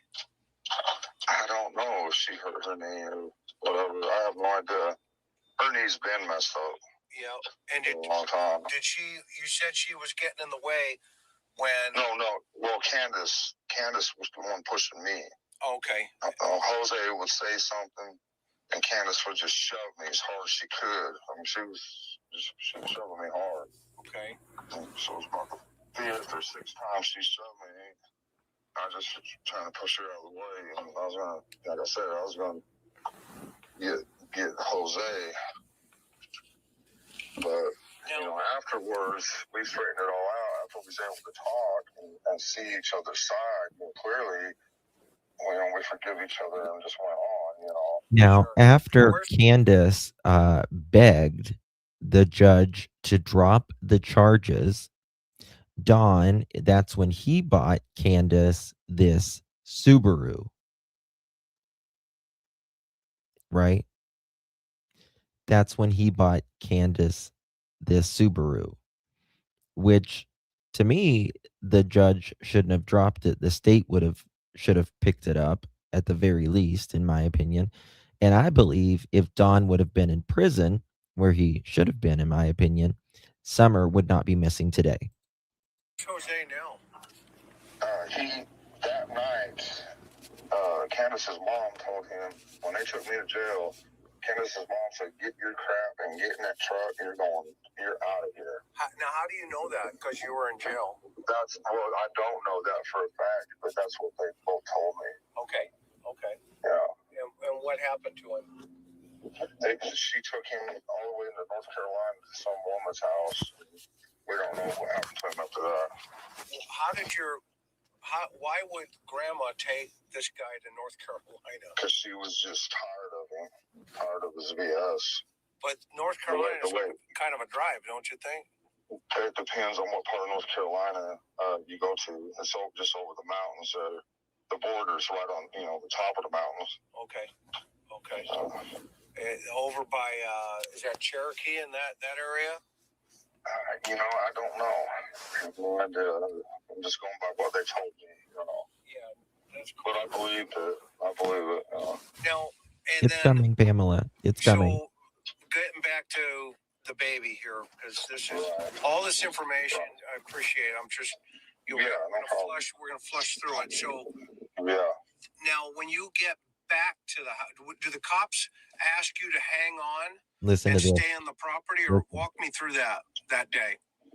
Well, they kind of want me to stay there or whatever, but I'm like, man, you need to let me go question at least the drug dealers that I know of and find out, and let me at least try to figure out something. I can't just sit here and do nothing. Do you think a drug dealer took her? Not that I'm aware.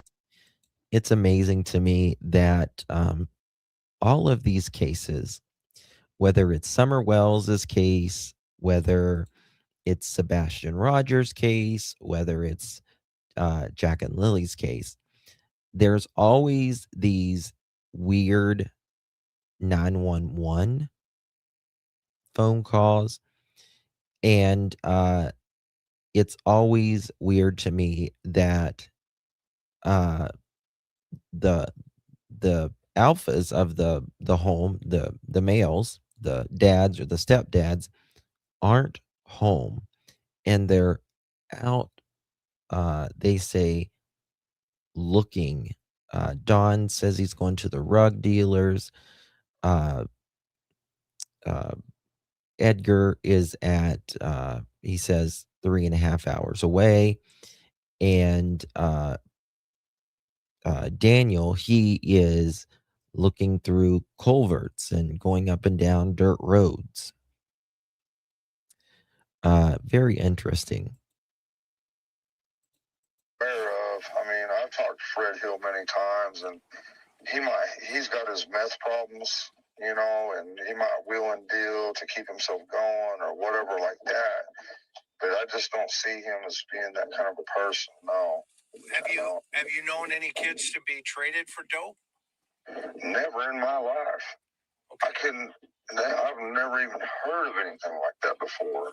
I think Don has two older kids, a boy and a girl. Don tried to sell one of his children for rugs at one time. The family heard about it and they went and got the child when they heard about that. Also, Don has said when you are, you don't have the rugs and you need the rugs, he said, quote, "You'll sell your soul or anything.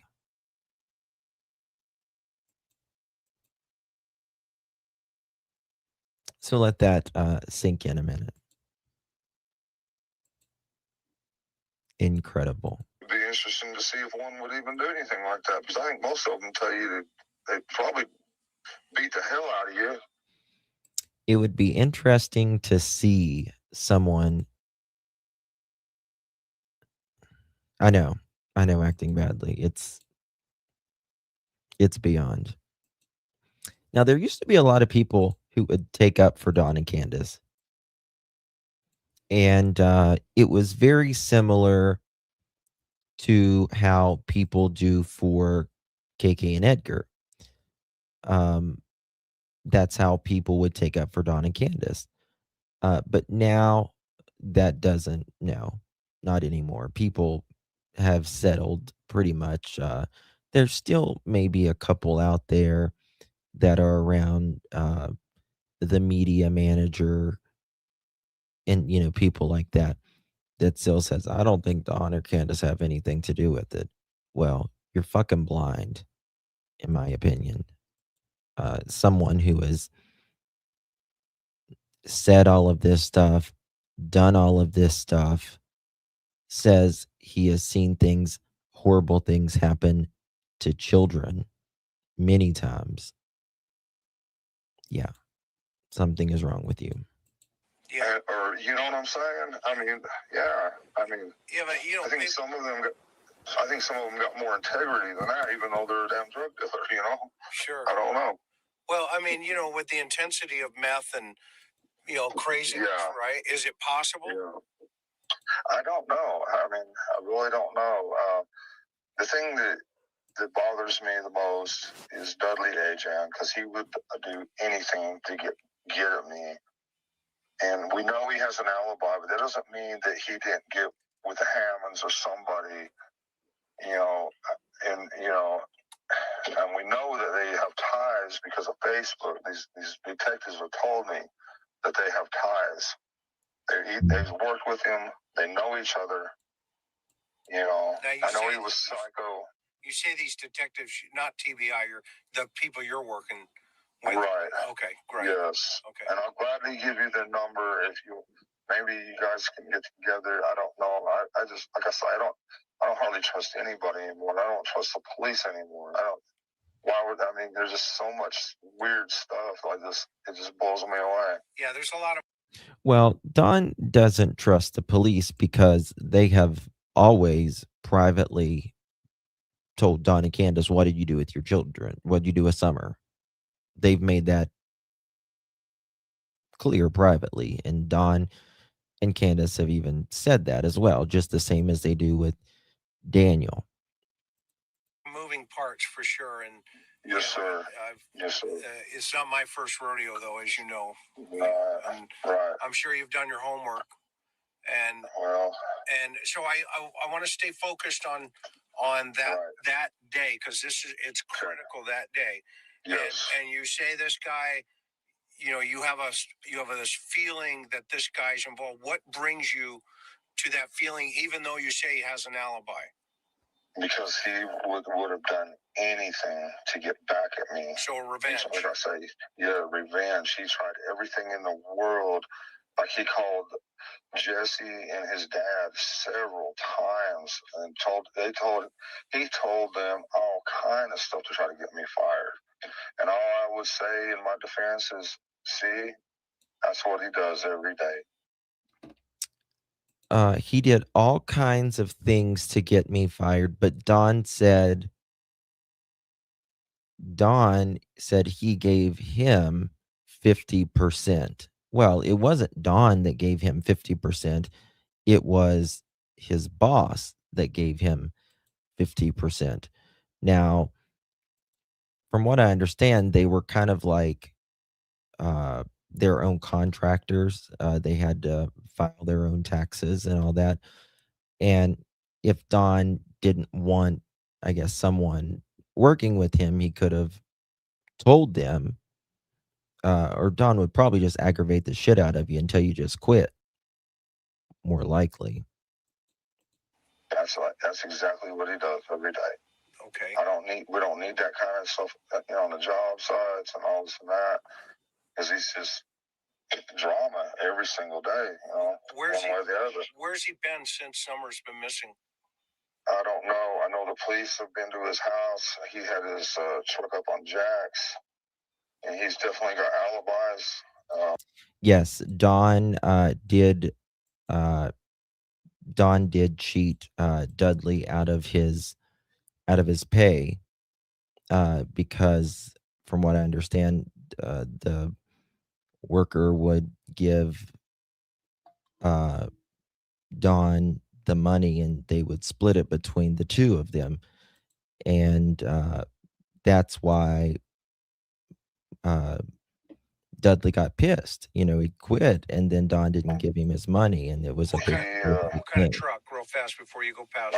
That Nissan Pathfinder. There's a picture of it, because he drove to my house, and we rode in my truck because we had a long distance to go that day. And it's just been a fight with him. You know how some of these meth people are. You can't reason with them. You can't. They start seeing stuff. They start thinking everybody's after them, and they start thinking all kind of weird stuff. So there's just no. You just, a normal person I just caught be something. around somebody who's on meth. Just caught something. Because real fast before you go past that Nissan Pathfinder. There's a picture of it, because he drove to my house, and we rode in my truck because we had a long distance to go that day.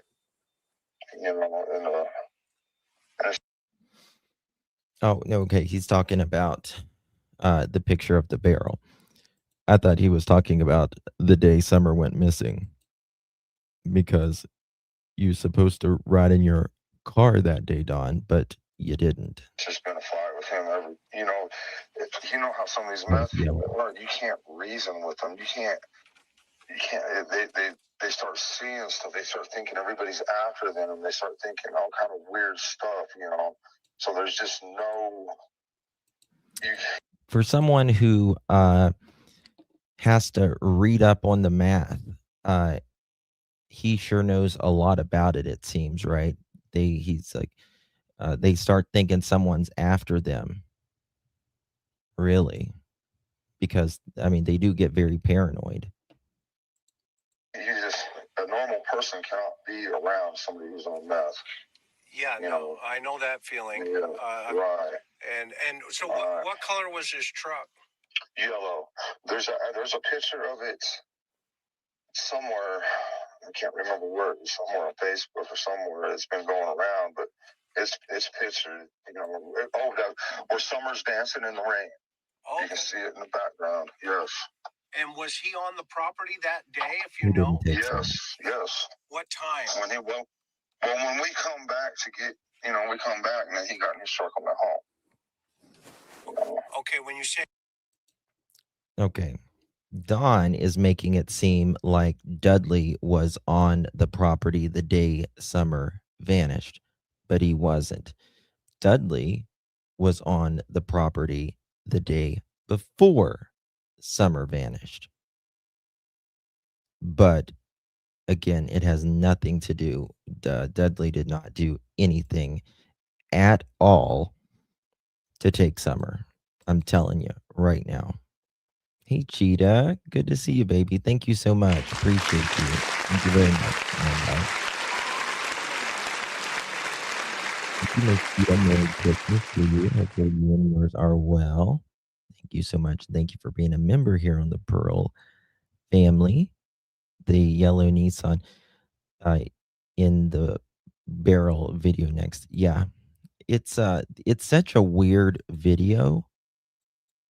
To have your little girl standing in the rain in a little dress, and there's a for sale barrel in front, or behind her rather. And then you hear Don. Hold on. You hear Don talk about things like Candus always posting things on YouTube or Facebook rather, right? Always posting things on Facebook, and someone might have gotten a hold of that, and you're like, "What? What is that? What does that even mean?" Hold on, I'm gonna show you something. Let me show you what kind of pictures they would post. Things that most of us would never take a picture of, let alone post. Hold on. I gotta delete something right here. 1 second. And I tell you something, it should make anyone wonder, in my opinion. Okay.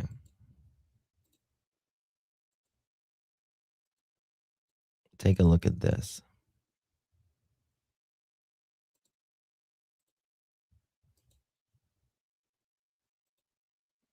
This is a picture of summer. Now, why in the hell would you post something like this on Facebook of your 5-year-old daughter?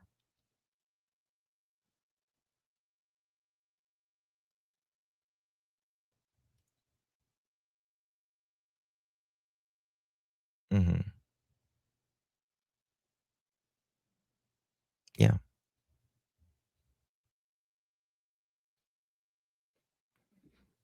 No, where she is there is that's, Dawn and Candace's. It's in the basement in the dungeon. That's where that is.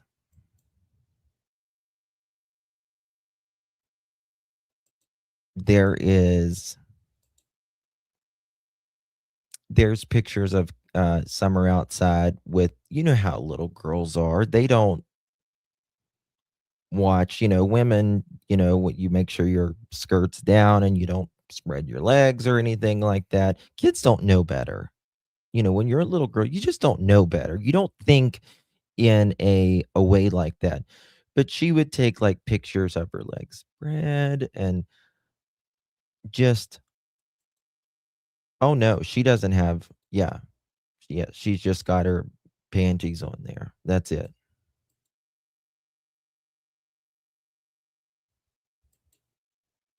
That's it. Now,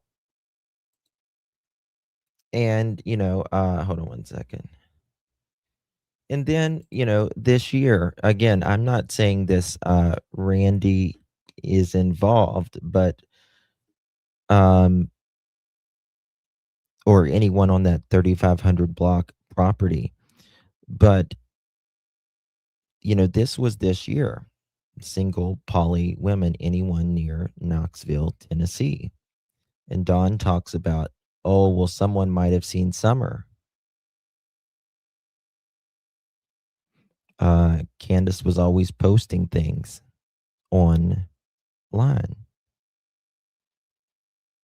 And it makes me wonder what was going on. Oh, I totally agree with that.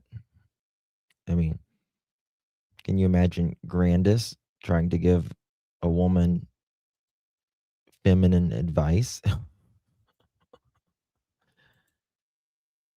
It's just it's just crazy. It's just crazy. Um oops. Oops.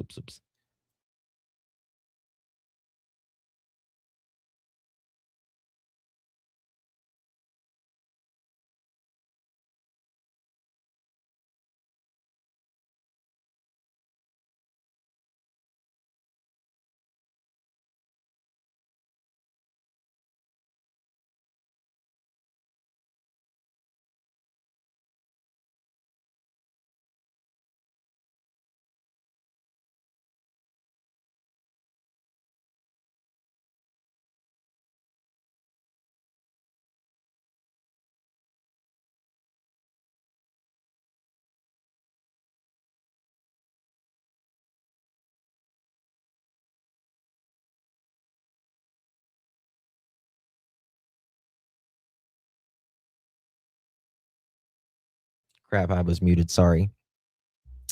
So one day, Dawn had sent Cher a photo, and I don't have iPhone, but in the iPhone, it has your main picture, and then it has in these little picture rolls down below. Excuse me.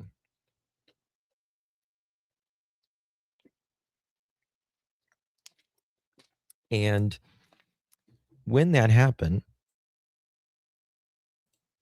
Cher had this picture for ages, and she had never noticed these pictures down below. And she was looking at them one day, and she's like, Justin, I need to send you something. I'm freaking out. This is bad.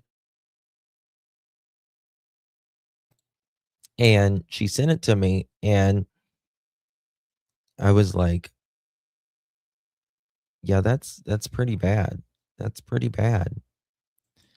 And it was a picture of Summer.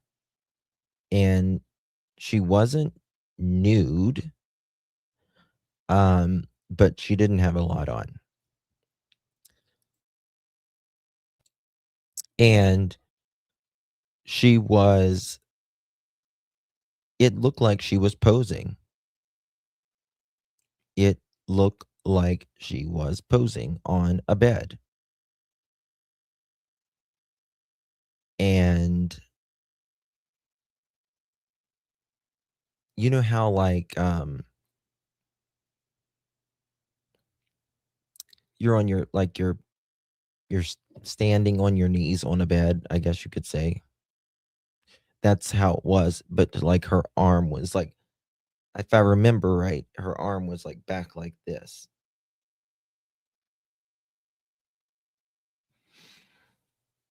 And we turned it in immediately. Called even before we did. But the thing about it is even if it's nothing, it's still something. Right? Even if it's nothing, it's still something, because who would take pictures of a 5-year-old like that?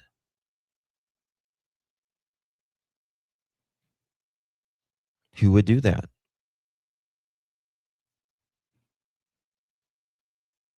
Who would take pictures of a 5-year-old and think that is acceptable?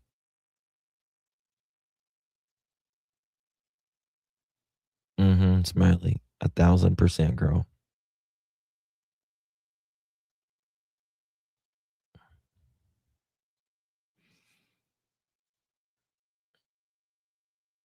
I don't know.